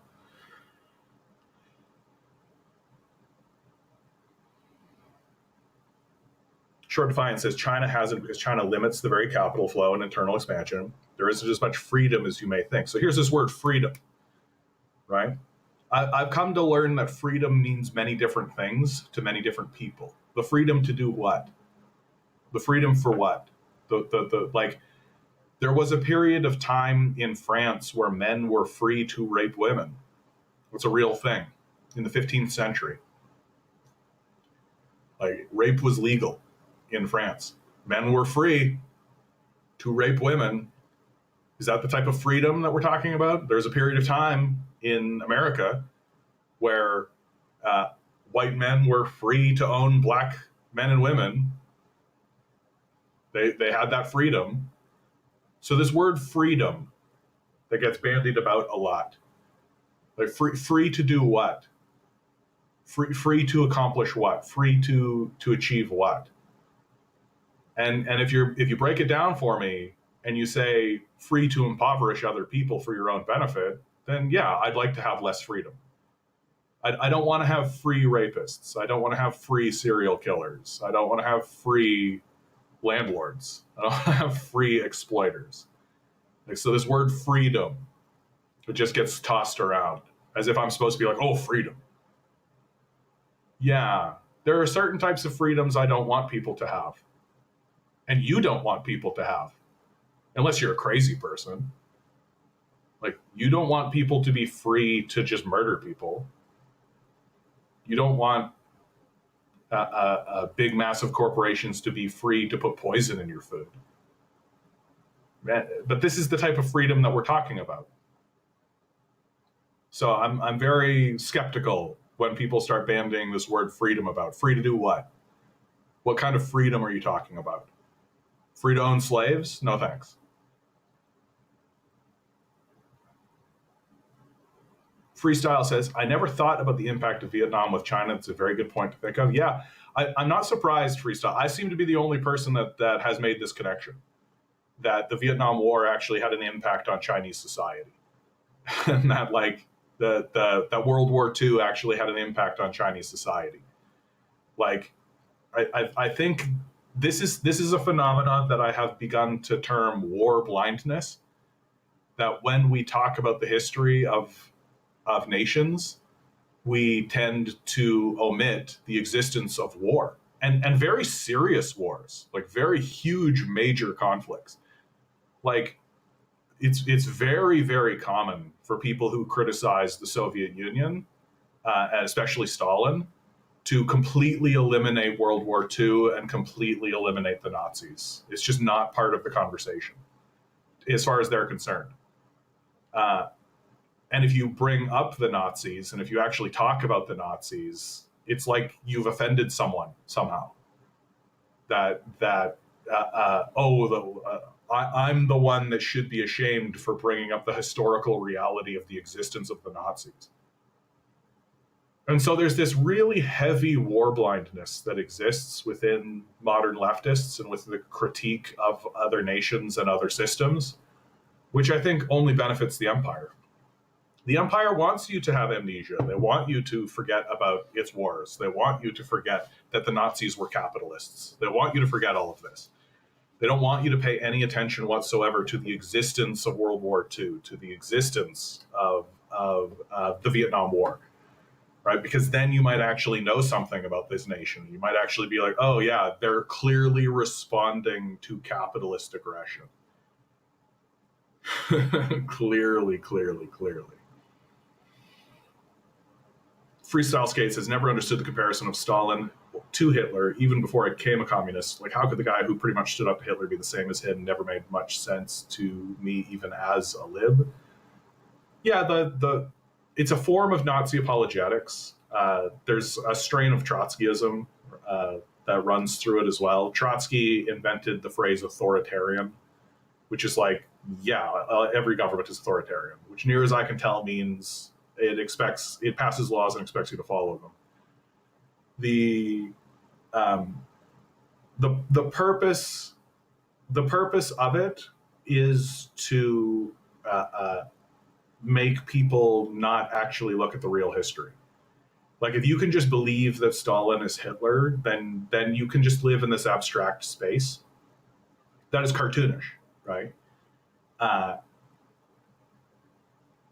And not actually take a serious analysis of like the Soviets needing to respond to a real thing that was existing, right?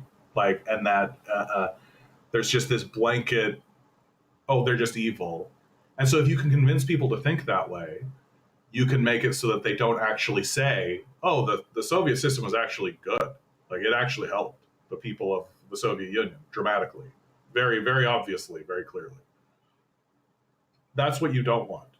So if you can just get people to be like, that's also Hitler, then it also has the benefit of making it so that if someone like me shows up and says, yeah, the Soviets actually did something good, then you can have a whole group of people who just mindlessly go, you're promoting Hitlerism, because they don't know anything and they're dumb, right? So in my view, it's a form of Nazi apologetics, because by making the comparison, by saying that, you're actually downplaying the Nazis, and you're acting as an apologist for the Nazis, and you're pretending like the Nazis were not as bad as they were. And the Nazis were bad, man. Like, the Nazis were a real situation. Short Defiant says, just a few glimpses into how this is opening a business in China can take from several weeks to months. Okay. While in US, it can take some days, a few weeks. There's many bureaucracy, paperwork. Yeah, China wants to know what's going on in its country. It doesn't believe in the religious ideology of the free market. And I'm fine with that. China drastically reduced its capacity. It did grow a lot, as we can see how it is, but in spite of the limitation, and could be much wealthy. Just speculation. There's not a serious claim made there. It's just speculative. Like, you're essentially just backseat quarterbacking. That as if you were the leader of China, you could have done it better, and you couldn't have. Ben writes, Xi has made so many changes to the Chinese economy in his time. It's been very good, honestly. Much more control over the capitalist class. Yeah, Xi rose to power as a fulfillment of Deng's prophecy, right? That Deng Xiaoping, when Deng made the deal with the West, he turned to the people of China and he said, we should expect the capitalists to try to infect the National People's Congress. We should expect that. We should anticipate that. Like, again, this speaks to sort of this Western chauvinism that exists within the analysis of China, where we pretend as though we're revealing something but the Chinese are perfectly aware of it, and we pretend as though we're actually making an honest critique when the Chinese themselves make that very same critique, and then also do things to counter it. And this is a very clear example, right? That Deng Xiaoping explicitly stated. You can go watch him say it in a speech, that he anticipates the capitalists will attempt to infect the National People's Congress, and we will have to fight back against that. But that's for future leadership to deal with. Well, who shows up? Xi Jinping. Xi Jinping runs on a platform of corruption, of getting corruption out of the National People's Congress, of getting corruption out of the systems. That's the platform that he runs on. And his contemporaries agree with him. And so they go through and they're fighting against the corruption. Now, of course, Western quote unquote critics, propagandists, will pretend as though this is just Xi Jinping securing power for himself by eliminating competition and eliminating his political rivals. Which, I mean, yeah, getting rid of corrupt officials is getting rid of your political rivals, for sure. So it's just whether or not you want to believe it or not. And like, Xi Jinping is such an interesting figure because he really is the first leader that is a true result or a true product of the system itself. That Mao and Deng, and then Eggs will have to correct me on this. I always mess this up. Zemin and Hu Tao, these guys are more like forces of will, right? Like Mao and Deng fought together, right? They were warriors. They fought, and then the leadership that followed Deng were really groomed and coached by Deng as well. So there's this continuation that happens, and Xi Jinping is the first leader that comes not from the direct selection from Deng or Mao, but from the system they created. And that's what makes Xi Jinping very interesting from my perspective. And I think Xi Jinping has done very well. And Xi Jinping's biggest shift is the way China operates in the world. That under Deng and that leadership, there was this sort of sense of, observe, but don't really interact, right? Just kind of be docile. Don't like puff your chest out or anything. Whereas Xi Jinping's approach has been to assert yourself, not to invade or destroy, but to definitely stand and be strong and to make it clear that China will fight to preserve its interests, and it won't be perceived as a weakling. And to me, that's the big shift with Xi Jinping, that he has this clearly through his rhetoric. Like you can watch, they film and they put his meetings. He'll have meetings with world leaders. Very recently, he had a meeting with Macron, the leader of France. And what's so interesting about that, like when Xi Jinping meets with the leader of Vietnam, or even with Putin, right? They'll be sitting across from one another, and Xi Jinping will be reading a statement to the leader. And it'll be like kind of a breakdown of the history that they have shared and the hopes that he has for the future and all this. And when he's doing it for Putin, or the leader of Vietnam, there's like this kind of sense of comradelyship. There's this sort of sense of like, oh, this is such a nice moment. But when it was Macron sitting there, Macron was so uncomfortable. You could see he was visibly uncomfortable with what was going on. Because I don't think these guys ever have like a serious sit down with a world leader, and actually, I don't think they're very serious people, frankly. I think that they're very incestuous and internal, and they're used to just decrees, right? So this idea that they would actually have a conversation with one another is just outrageous to them.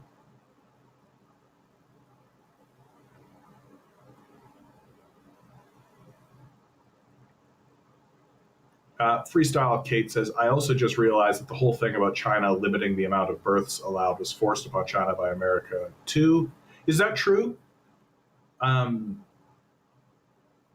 the one child policy, my perception of the one child policy, which came in under Deng, was that um, it was like an act of desperation from the Chinese. Like they experienced a famine. Like the Great Leap Forward was a serious famine. And we can have a discussion about the nature of the Great Leap Forward and what that actually looked like and all that. But famines are real. I think that because we're so like gorged in the West, like we're so full of food that we like essentially take by gunpoint from the rest of the world, that we don't really have a comprehension of what famine looks like anymore. And we've moralized famine as well. Like to us, famine isn't a natural disaster; it's a moral failing. Uh, like saying, you know, oh, you've been struck down by God, you must have done something wrong. But to nations that have famine in their history and have experienced famine, especially war and famine tend to go hand in hand, they're a lot more willing to make decisions in order to prevent that from happening. And I think that they were deeply worried about overpopulation. And of course, the one child policy has been heavily criticized by even the Chinese. This is again, we talk about these things as if the Chinese are not also talking about this. And when you go and you watch it and you look at it, a lot of Chinese people have this idea of like, I understand why it was put in, but it was a mistake. And so they have that kind of attitude of like, I get it. Like, I see why that decision was made. I don't hold it against them, but we can objectively say that it was the wrong thing to do, right? And a lot of people are kind of being like, yeah, you know what? At the end of the day, it was the wrong thing to do. It didn't have the outcomes we wanted it to have.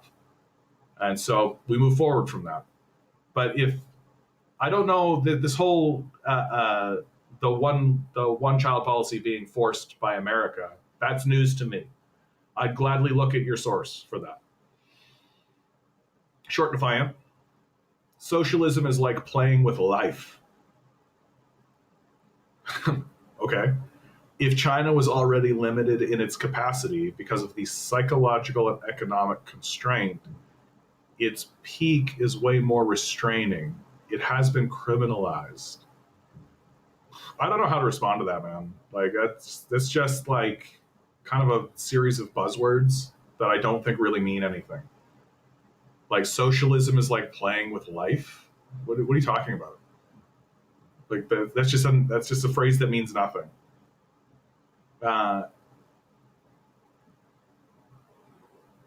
China is dealing with a material reality, and the material realities around it are what China has to deal with. Like you either deal with reality or you don't. And it's very common for people who live in a society that is not dealing with reality to assume that the people who are dealing with reality are the ones that are out of touch, right? It's like a flat earther who's like kind of scoffing and making fun of people for thinking the earth is round. What is interesting about China? These next 40 years are going to be very interesting to be a China watcher, to observe China and to watch China. Because this is the moment when China has finally, like a Leviathan, like a Godzilla monster has risen out of China. It's just like, dur, dur, dur, dur, dur, boom, boom, boom, boom, boom, boom, boom. And like blows fire into the sky, and it's just like if you're in India, Malaysia, if you're in Taiwan, if you're in Japan, you're looking at this Leviathan just rise out of the land, just like,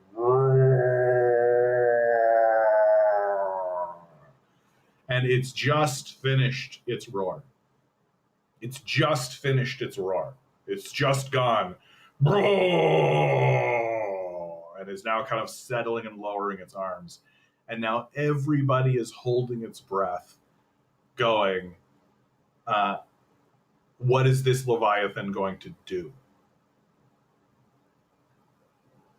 What is this Leviathan going to do? That's why there's so much talk about China invading Taiwan, right? Because we're imperialists. We love beating up defenseless nations. It's like a pastime for us. And so we assume China will do the same thing. We assume that China will beat up Japan. We assume that China will beat up India. We assume that China will beat up the Philippines. We assume these things. This is an assumption that we carry with us because we assume that we're normal and that everyone will act the way that we act. And we see everything through that frame, through our religious worldview, through these glasses that say, oh, well, we would act this way, so they will act this way. To be determined. I don't think that there is a lot of evidence showing that China is interested in becoming a military power. I think that China's military exists to defend itself, and that it understands that if it has a weak military, it will get beaten up. The question is, are they going to become expansionists? Are they going to begin expropriating territory? Are they going to begin moving troops in order to? And that's, of course, the narrative that they'll use should America or should Taiwan attempt to declare its independence, which it's an act of war in a big way. Ben says, Nick Fuentes, the white supremacist, said that he loves Stalin in strange times. Yeah, the white supremacists have a real Pollyannish view of Russia because Russia is like a predominantly white country, right? And so they have this sort of like a childlike view of figures like Stalin, right? Like, and they don't really like they think that they would be buddies with Stalin. And Stalin would despise them for who they are and what they represent. Freestyle says, I don't know if you've seen the YouTuber One Dime Radio before. And nope, but his content has been moving further and further to the right the last few months. It's a shame. Yeah, because that's where the money is. That's all there is. That's all there is to it. That's where the money is. Like, why do you think all the content creators are right wingers? Because that's where the money is. And if you want to maintain your moral credibility or your credibility generally, then you're going to be poor. And that's all there is to it. Yeah, content. Capitalism, famously not playing with life at all.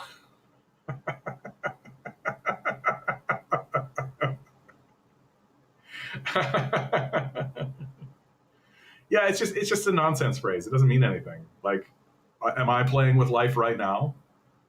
Like, existing is playing with life. Like, if I go outside and talk to someone, am I playing with life? If I go play fetch with my dog, am I playing with life? Like, what are you talking about?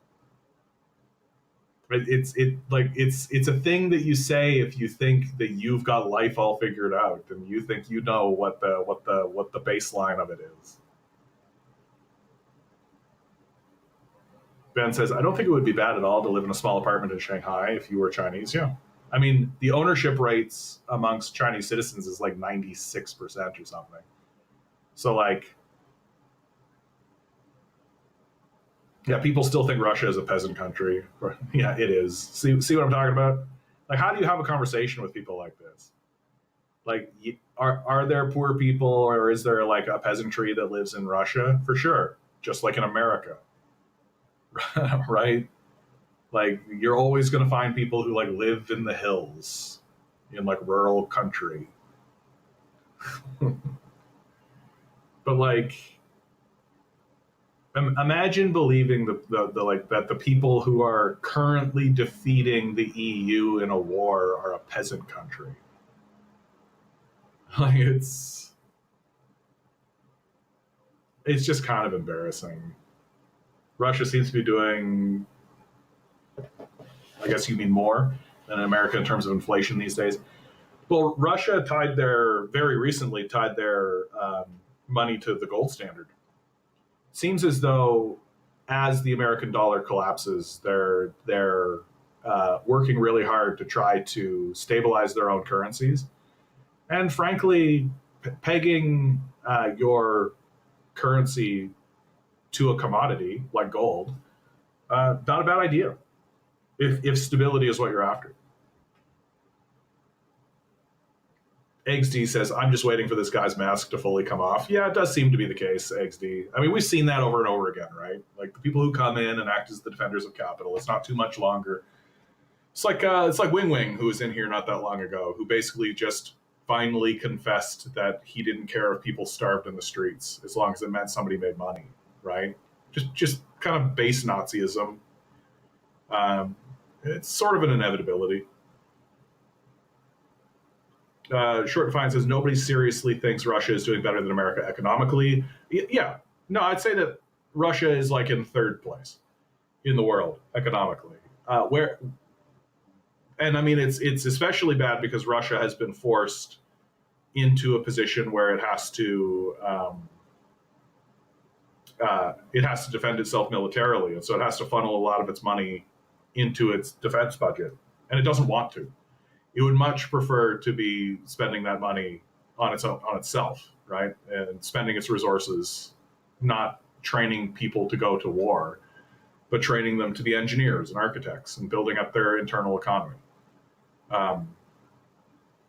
And this is really what has, well, Russia experienced a really enormous economic crash with the dissolution of the Soviet Union, right? The idiot Gorbachev really ruined everything. And Yeltsin, just the total baffling moron buffoon, really crashed the economy, and it took Russia a long, long time to dig itself out of that hole. Extelius Venomous. We're casting spells over here. Good to see you, my man. Hello from Europe. What nation, bud? What part of Europe?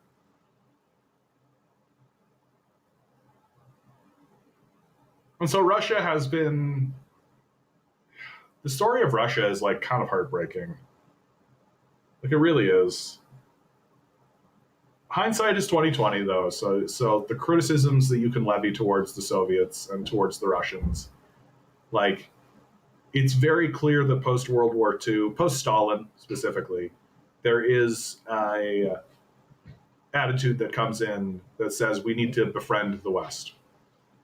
We need to get rid of this capitalism versus communism thing. We need to try to integrate ourselves into the West to prevent World War II again, right?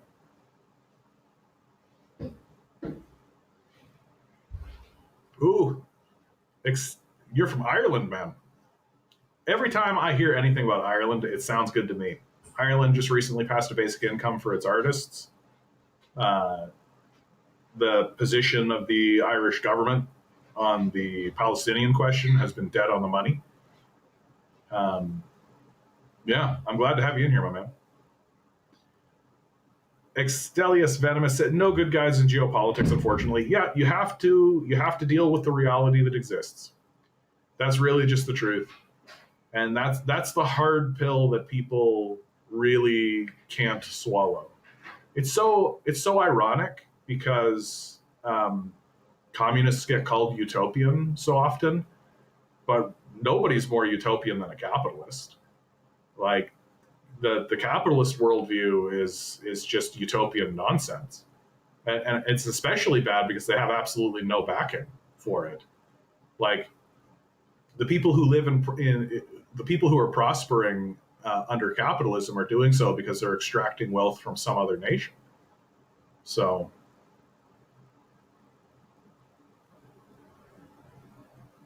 No kidding. Fully support the government on Palestine. Used to live and work in the West Bank. No kidding, dude. Wow.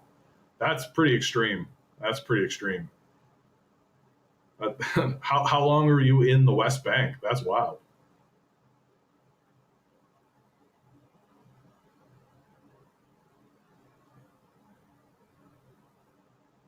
Freestyle says, Russia is growing much more than America. They're beating us in a proxy war right now. Yeah, I'm not defending Putin. It's just the truth. Yeah, Putin is going to be seen as a very interesting figure. Like he is. I feel like if it was up to Putin, he would have just kept befriending the West. That's exactly what he would have done. That all of the post-Stalin leadership in Russia were moving towards befriending the West and trying to integrate themselves into Western systems. And when Putin takes power, he thinks he's going to become the just another kind of G7 style nation. The G7 used to be the G8, right? And with Russia being the eighth member. And I think Putin had a big hope that the West was going to accept Russia as part of its system. So it would be Europe and Russia, and that there would be like this kind of continuum of thought.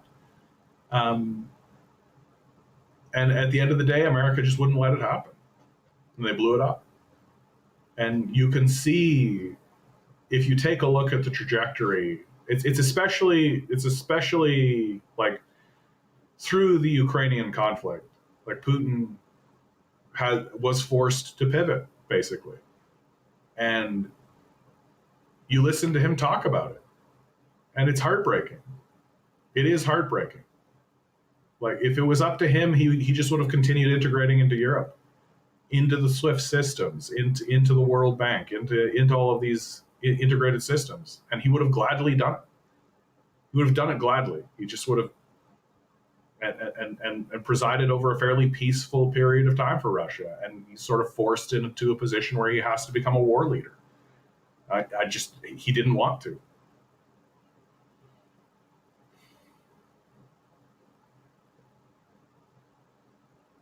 Short Defiant says dependency theory is already surpassed. You're still sticking to that? What are you even talking about, my man? Like, you keep doing this, where you just say these sentences that you think are comprehensible, but they kind of mean nothing. I have a question for you. In your dependency imperial theory view, so you're just making a thing up, okay, cool, but it's not defined, so I don't know what you're talking about. Being an exploited country means providing natural resources and importing industrialized goods, or taking foreign factories? Well, being an exploited country means that you have to make decisions at the barrel of a gun, at the end of a barrel of a gun. Like, that's what it means to be exploited as a nation.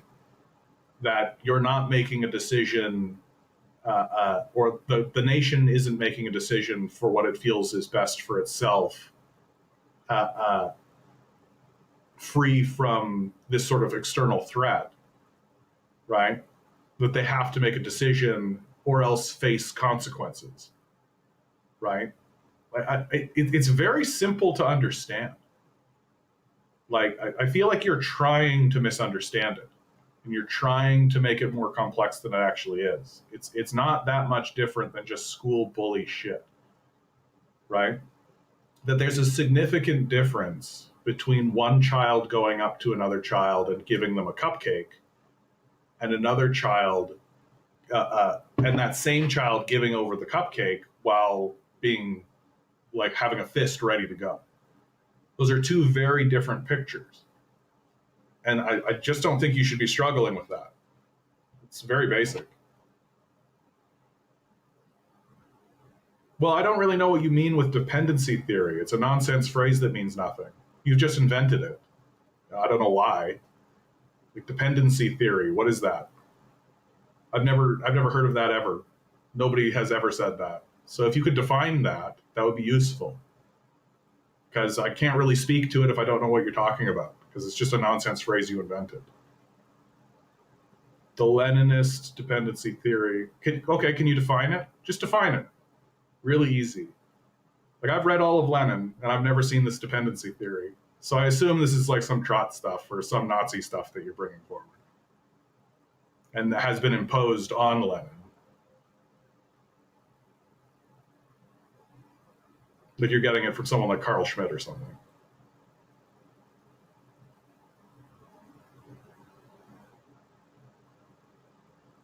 And I mean, it doesn't explain why imperialists are rich and the imperialized are poor, because the rich extract wealth from the poor. Like it's not hard to understand. It's, it's like asking why were black slaves in the South poor? What do you think?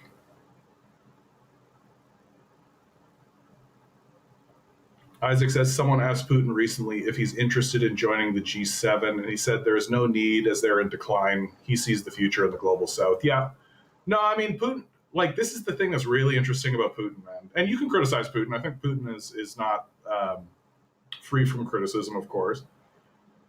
But he has navigated this pivot away from the West to the global South really, really, really well. Really, really well. I think that he has made some very pragmatic, hard choices.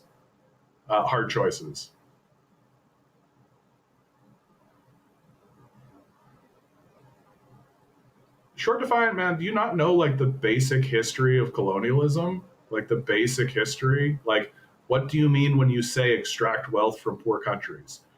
They go in, so it's happening in the Congo right now, right? And you can watch it. It's really easy to see. You send a military into a nation, enslave local populations, right? Like apartheid South Africa was like this. Enslave local populations in order to go into mines, right? Or other resources, extract those resources, take the resources out of the land. Like, am I really needing to define phrases like extract for you? So extraction means to take something out of a dormant state. So like a mine, for example. So there's gold under the ground, right? Or there's cobalt under the ground. There's iron under the ground, right? And in some cases it's not under the ground, but it's in stone right there. It needs to be mined. And so mining is a process where you take tools like pickaxes. A pickaxe is like a stick that has like a metal object onto it.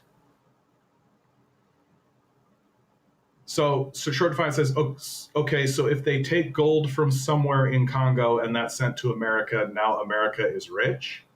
I mean, richer than it was before. This is a fairly confusing conversation. Like, if I pointed a gun at you and robbed you, I would be richer than I was before.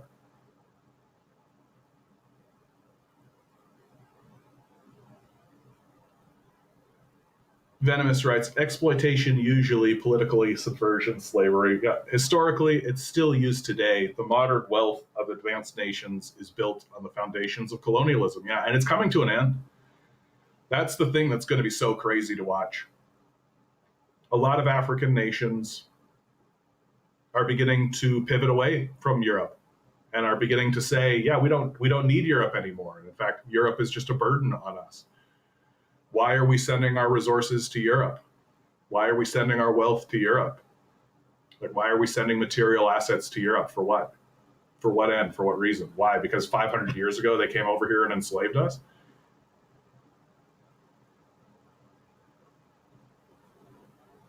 I don't know. I feel like, yeah. So Short Defiant, like, how are you measuring wealth? Assets, things, material goods, right? Gold, silver, copper, wood, iron, right? Things that exist and are tangible in the world. Maybe that's why you're confused, right? The religious ideology of neoliberal capital believes that wealth should be measured by money, by finance. That's what it is. You're thinking as if we live in mercantilism? Yeah, so you can't get away from money. Like, you're caught in the religious ideology of money. That's all. No, I think that's pretty simple. right? Because simply getting gold from Congo won't make it grow. Won't make what grow? Your money, right? Because money is all that matters. Got it. So it's a religious ideology. Like money doesn't really exist. It's just a measurement, right? But if you value the measurement more than the actual good, then you end up with all these fucky bullshit outcomes. So I think that's what I'm seeing here. That's why this is so confusing, right? Because there are two prevailing economic theories out there right now, and they're jockeying for position. And you espouse a belief that finance is what matters. Short Defiant says, let's say I live in South Korea and I bring in 2 trillions, so just an overwhelming amount of gold from Congo. Will South Koreans be richer now? Well, I mean, the South Korean people might not be richer because that's not the structure of the system of capital, especially South Korea. But there definitely will be more wealth. And gold is not the best example because gold has like a pretty low use case. Like gold is really just another measurement tool. It's usually used as a standard, as like a currency standard, because it's stable. You can't just print gold. There's only a certain amount of it. That's why it gets used. But like definitionally, if you go to a nation and extract its gold from it and then bring that to your nation, you are richer.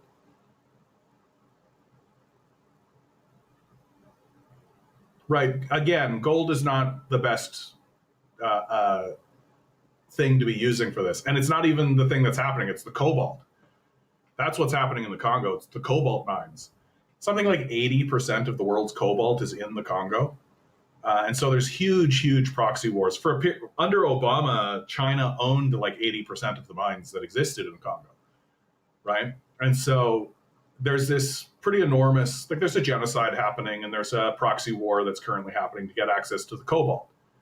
And cobalt is used in all electronics.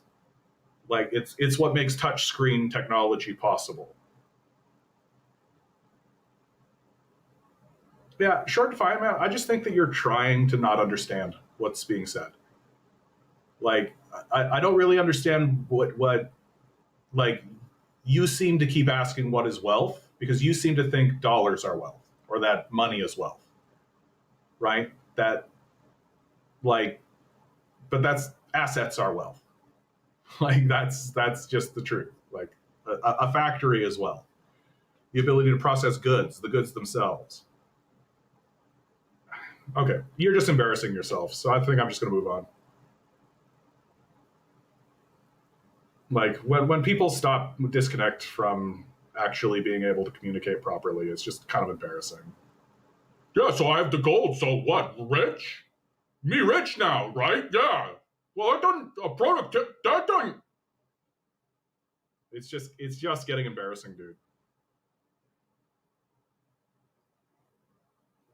Like maybe actually ask some questions. Like it's okay to disagree, but just it's the intentionally misunderstanding on purpose. And like the fact that you're talking as though you're like an expert when it's just getting embarrassing. Freestyle Kate, America fights wars over oil and data. You best believe good steel, iron, copper, all of that is incredibly valuable. Yeah. Like that's what makes this conversation so confusing. It's like commodities have value, right? Like an American submarine is made with steel. Like where do you think they get that stuff from? Like cobalt is a good example. Cobalt's the best example right now, if you ask me, because America doesn't have a good source of it. They need access to the cobalt that exists in the Congo. Like Short Defiant, man, why are you talking as though you should be taken seriously? Like, listen to this phrase. But commodities alone won't make you industrialized outbuild or build a whole city. There is snow outside. What do you mean climate change is real? Like, yeah, you need labor.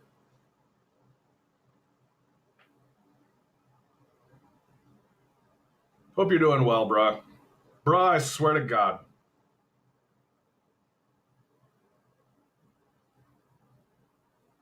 Yeah, I think that's right. I think that we've disconnected from anything serious with this guy. So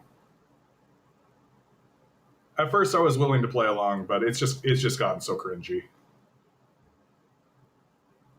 Oh, Bound writes, isn't there a cobalt mine in Idaho and several others under development? I do think that you are right, actually, Bound. I think that they recently discovered cobalt in places like Idaho. I don't know if it's, but I mean, we're talking about the U.S. empire here, right? Like, just because they found some in Idaho doesn't mean that they're not interested in the stuff that's in the Congo.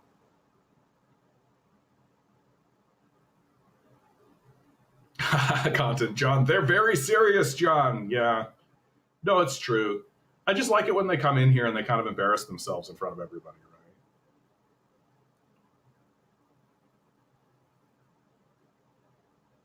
Short Defiance says this view also acts like America has no natural resources and can only be rich from abroad. So the history of American colonialism just doesn't exist. Like now we're just getting to the same kind of level as Nazi apologetics, right? Like America goes to nations and steals their resources. If you don't think that's true, I don't know what to tell you. Bruh says, my name used to just be Kevin, but I guess YouTube did something. Yeah, YouTube did something. I don't know why. I don't know why YouTube does these things. I don't know why these guys do any of this kind of stuff. Yeah, why do you think Trump has been begging Xi for rare minerals? Yeah. Oh my God, dude, it's cringy. You don't think America has geographically natural resources? Of course it does. And it wants more. like, like, Short Defiant, answer me this question. Because this is why I'm reacting the way that I'm acting. Because do you think that America has invaded countries? Yes or no? Do you think America invades countries for resources? Yes or no?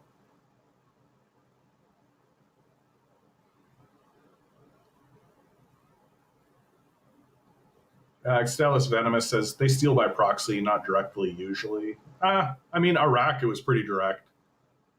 Like but you're right. Like they'll do it politically if they can, like they're doing in Argentina. Yes, just like many other country. Why the question? Because you're talking as if it doesn't exist. That's why. Like I don't really understand your line of questioning. Like, do you think America doesn't invade countries to steal their resources? That's kind of how you're talking.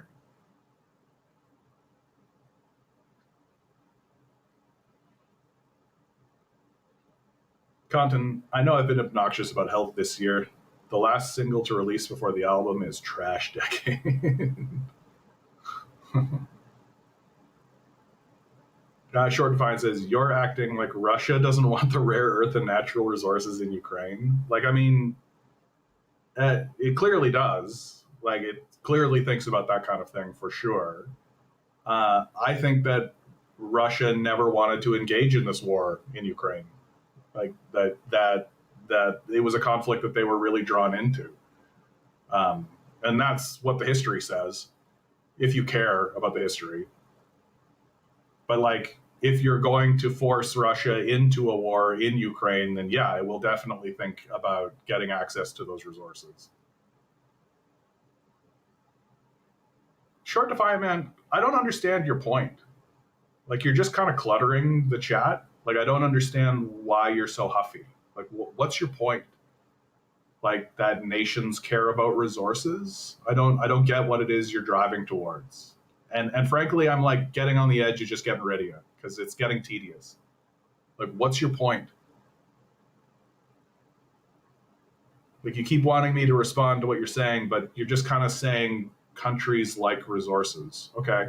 But there's a difference between like using the resources that exist within your own nation and like going to Africa and extracting resources there. And I've had to like define words like extract for you.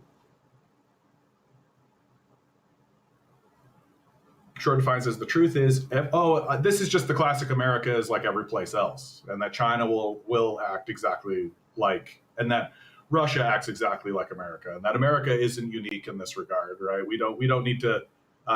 This is just apologetics. Like this is just straight up like, yeah, America. What's happening in America? It's the same all over. Sure, if you don't pay any attention, sure.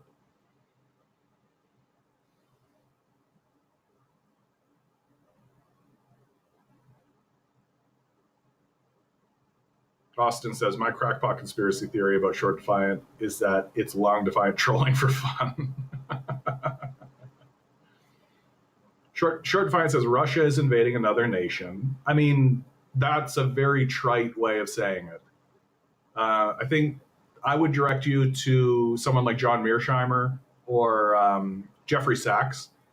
Jeffrey Sachs is much more impassioned, I think, than Mearsheimer, but they're both accurate, which is to say that the conflict that's happening in Ukraine was a conflict that Russia was drawn into, and that Putin and the Russians did everything they could to avoid that conflict. But eventually there just comes a point where you have Nazis shelling ethnic Russians on your border, and they're not stopping. So what do you do about it? Like,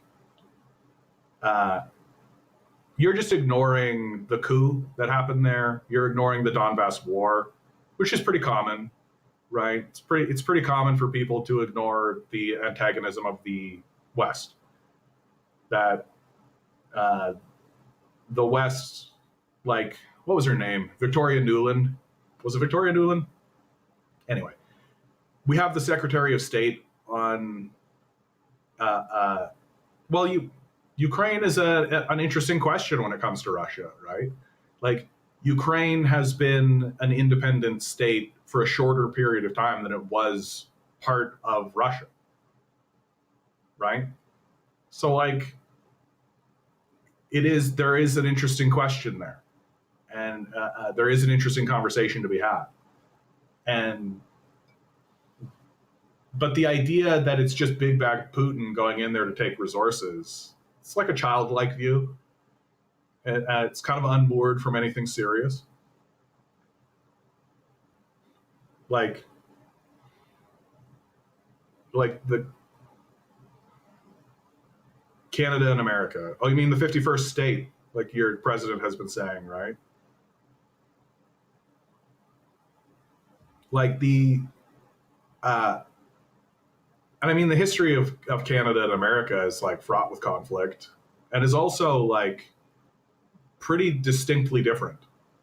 Like, the history of Ukraine and Russia is very dramatically different than the history between Canada and America. Again, if you actually pay attention to history, which I really, really am trying to encourage you to. Like, please actually look at the history of these nations. Canada is dramatically different. It's a dramatically different situation. And the fact that you think otherwise is what makes it so absurd. Like, the history of Canada and America is a history of colonial powers coming into North America, eradicating the First Nations people collectively, right? Both Canadians and Americans did that together. And while they were doing that, there was a distinction drawn between Canadians, the land of Canada, and Americans. That Americans were revolutionaries and Canadians were loyalists. And that at no point was Canada part of America, and at no point was America part of Canada. That they were colonies being put forward by the French, the Spanish, the British, the Portuguese, the European nations in like this big land grab. And Canada and America finally found a peace with one another because America, I think, found it to be beneficial. And Canada more or less economically vassalized itself to America. We've maintained our political independence, but our economic independence is very much tied to American power, which has made this period of time very destabilizing for Canada generally. Because many Canadians were fine with that. Like, we could be culturally and nationally distinct and politically distinct, while also trading and being economically tied to our southern part. But at no point were we part of America. It just was not part. And in fact, we fought wars against America on several occasions. Burnt down the White House very famously. Whereas the history between Ukraine and Russia was that all of this land was owned by the Tsar, right? The Tsar of Russia.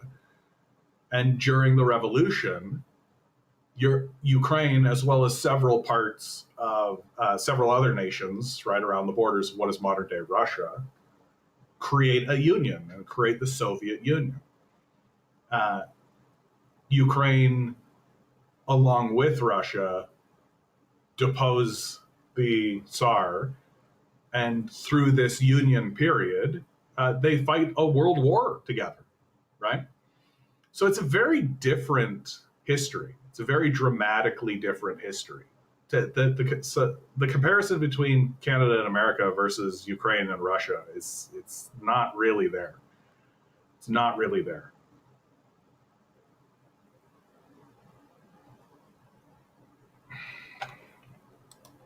You're just an arrogant dick. Go away.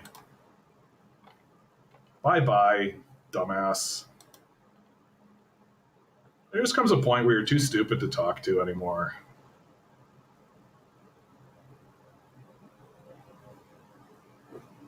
Just too stupid, dude. Like, flatly. Too stupid. Like, no, I'm not going to do that, you dumbass. You're just rude and stupid. Yeah, just trolling. Just being a dickhead on purpose. And like, it's you can tell when someone is just getting in that like because they're not really responding to rational thought, right? Like they say stupid things, and then you point out how stupid the thing they've said is, and then they just move on, right? Because they know they can't actually seriously engage, and so they just end up kind of wasting everybody's time, which for a little while I'm willing to tolerate, because like part of the thing that I'm trying to do here is educate people in like basic history, and in this case it's like basic analysis, right? Like basic analysis of everything, right? Yeah, he displays the same arrogance when they go around the world as visitors. Yeah, the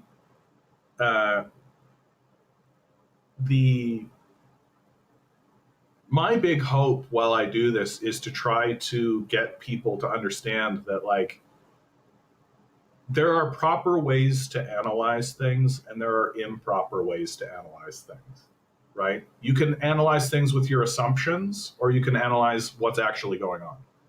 And you can do a material historical analysis, or you can just make a bunch of assumptions about a person. And you could take like a snapshot of somebody and be like, oh, this guy's working at a gas station, he must just be a worthless loser. But if you actually learn something about who this person is and the history that they've experienced, you might be like, oh, this guy's actually like gone through some shit. It's a miracle that he's actually alive and here at this gas station at all. Immature, yeah, that's a good way of putting it. Just childish. Exdelis Venomous, how are Canadian attitudes changing towards America? Yeah, it's been dramatic. It's actually, in many ways, it's actually very heartbreaking. It's tough to watch because the relationship between America and Canada was good for a long, long time. It was good for a long, long time. Certainly since World War II. Canada's general strategy when it comes to America is basically, at least they're not invading us, right? that America can go over there, and you know what? When it goes over there, we'll be like, yeah, we'll be like the little guy beside America. That America will like drop a bar, and we'll be the guy that goes, yeah, right. And since World War II, we've been stable allies, right? And we've basically looked at one another and been like, we don't want to tussle, right? Like we want to keep things kind of as they are, right? This stability that we're both experiencing is beneficial to both parties, right? And America has mainly gone like, yeah, of course. The Trump administration blew that up, and the Trump administration like has really tarnished like decades of goodwill simply by this 51st state stuff. Like it's very destabilizing and it's very threatening to Canadians. Like Canadians do not want to hear that shit. And like especially because like we take those threats seriously. Right? Like we've seen what America does. Like we know what America does. Like we know. It's just we know we can't really do anything about it.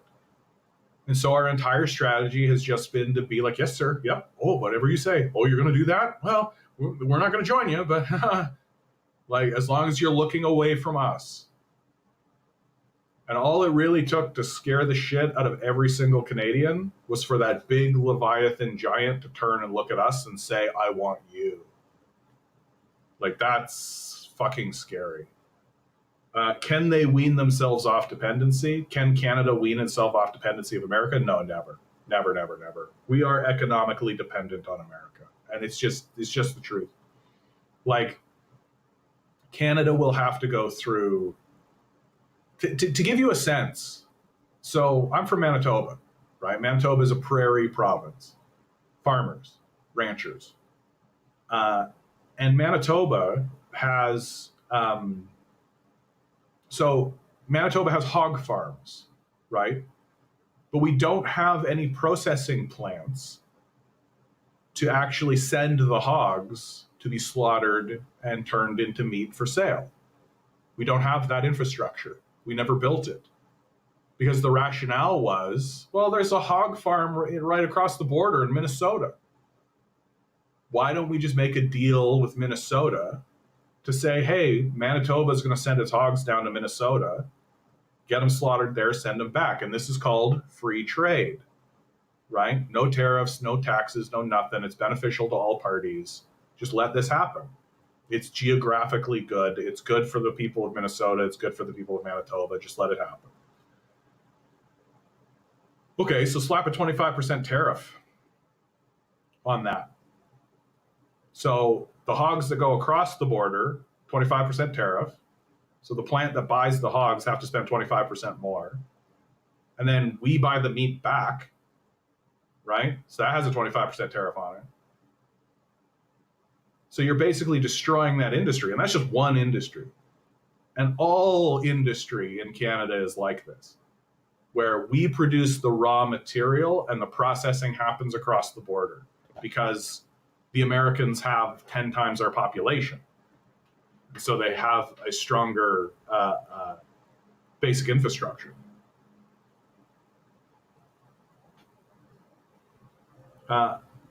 Canada is starting to build agreements that go around America. And I think that you'll see Canada begin building some of these facilities for themselves. But that's a long-term plan. Will we be able to wean themselves off the dependency? These next 20 years are going to be so dramatically destabilizing that it's tough to say what's going to happen. I mean, it's certainly the case that the empire will begin to disintegrate. Venomous. America has burned its bridges, in my opinion. Even if the Dems get back into power, America's allies will never fully trust them. Maybe it's a good thing in the long run. I think that when the Democrats get back to power, it'll be worse.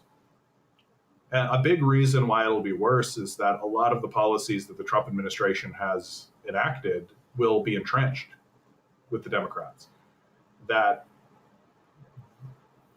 one of the big shifts I think that is happening in the world is people are beginning to understand that the Democrats and the Republicans are actually allies, that they actually work together. They're not in opposition with one another in policy. That every race in Congress, the Senate, the presidency is a vanity project. And that vanity project is just simply rich people want to be the governor. A rich guy wants to be a congressman, right?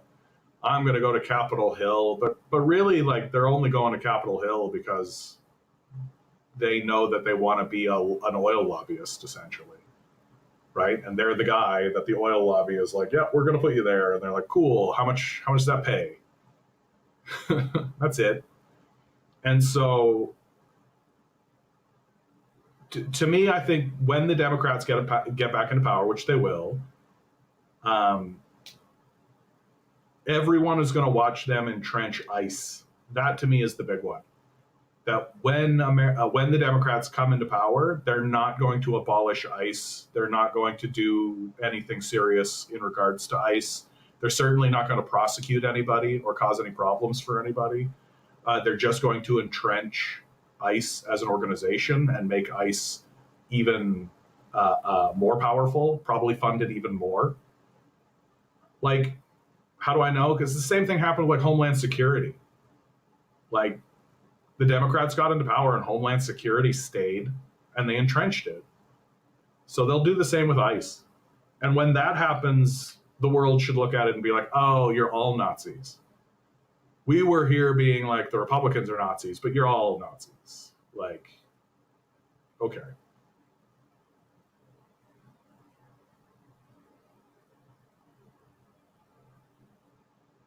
Ben says, I think we could wean ourselves off if we really put a lot of effort into it over the long period. Unfortunately, Carney seems more willing to court Trump than anticipated. Yeah, I never bought into this idea that he was going to be elbows up and fight against Trump. Like, it's nonsense. Carney cares about himself. And that's all Carney cares about. And then we have 40 million plus people, tons of natural resources. There are countries with less than us who have done it. Yep. We just have to do it. We just don't have the quote unquote political will. Venomous says, I followed the Canadian Guard the channel. He gives a decent ground level view on Canadian American relationships. Yeah, I mean, it's a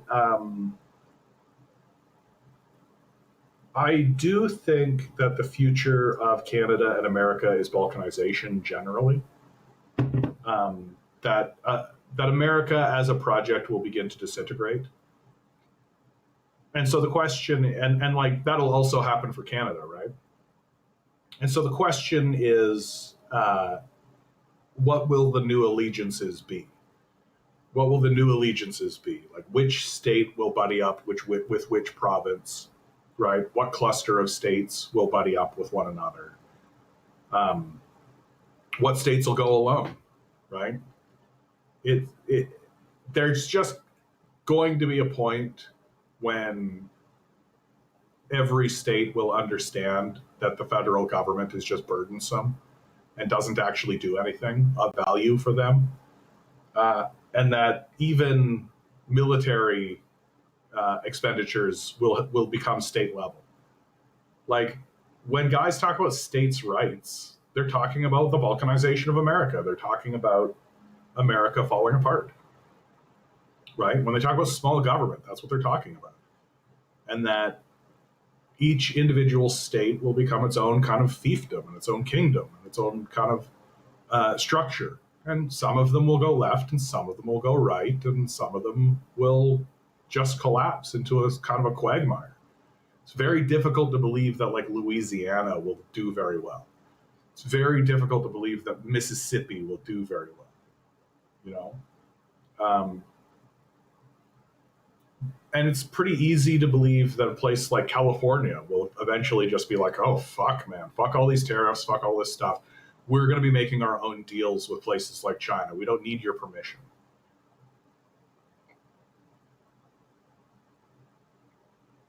Freestyle says, I'd argue the balkanization has begun. People will first and foremost tell you what state they are from rather than saying they are American. I mean, yeah, I think there'll be the cultural piece for sure. To me, I think it'll be as simple as eventually the American federal government will need to actually pull in some taxes. It just will have to do it. And so they'll have to do the thing that everybody knows has to happen eventually, which is they'll have to raise taxes where the wealth is, where the money is, which is on the billionaire class. And they'll do it by like 0.2% over 30 years or something. And this will make the narcissists like Elon Musk so offended that they'll begin funding an independence movement. Like, and it'll be as simple as the billionaire class turning to the working class of Texas, for example, and saying, hey, you see that line that says federal taxes that comes out of your paycheck? What do you get for that? And everybody will be like, nothing, like dead Palestinian babies, I guess. Okay, so you get nothing for that federal tax, right? Why are you paying it? Would you like to not? And I think lots of people will say, yeah, I'd like to not pay that. Okay, cool. Well, vote Elon, right? We're gonna make Texas independent. We're gonna make Texas for Texans. We're the real America, right? And that's basically how it'll go. That the billionaire class will align their interests with the working class, and there'll be a lot of the working class are very gullible, right? You have a lot of shorts in the conversation, right? Just a lot of kind of gullible people, a lot of wings out there.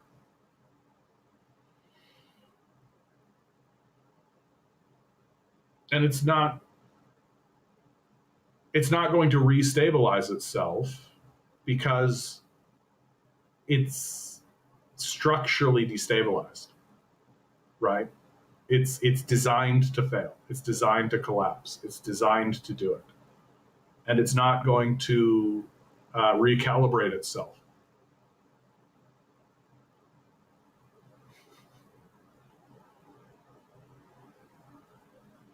Well, guys, I think I've reached the end of this one. Oh, found. Just put in something. If you taxed U.S. billionaires 100%, i.e., took every penny you had, you can only cover the expense of the U.S. tax base for 9 months.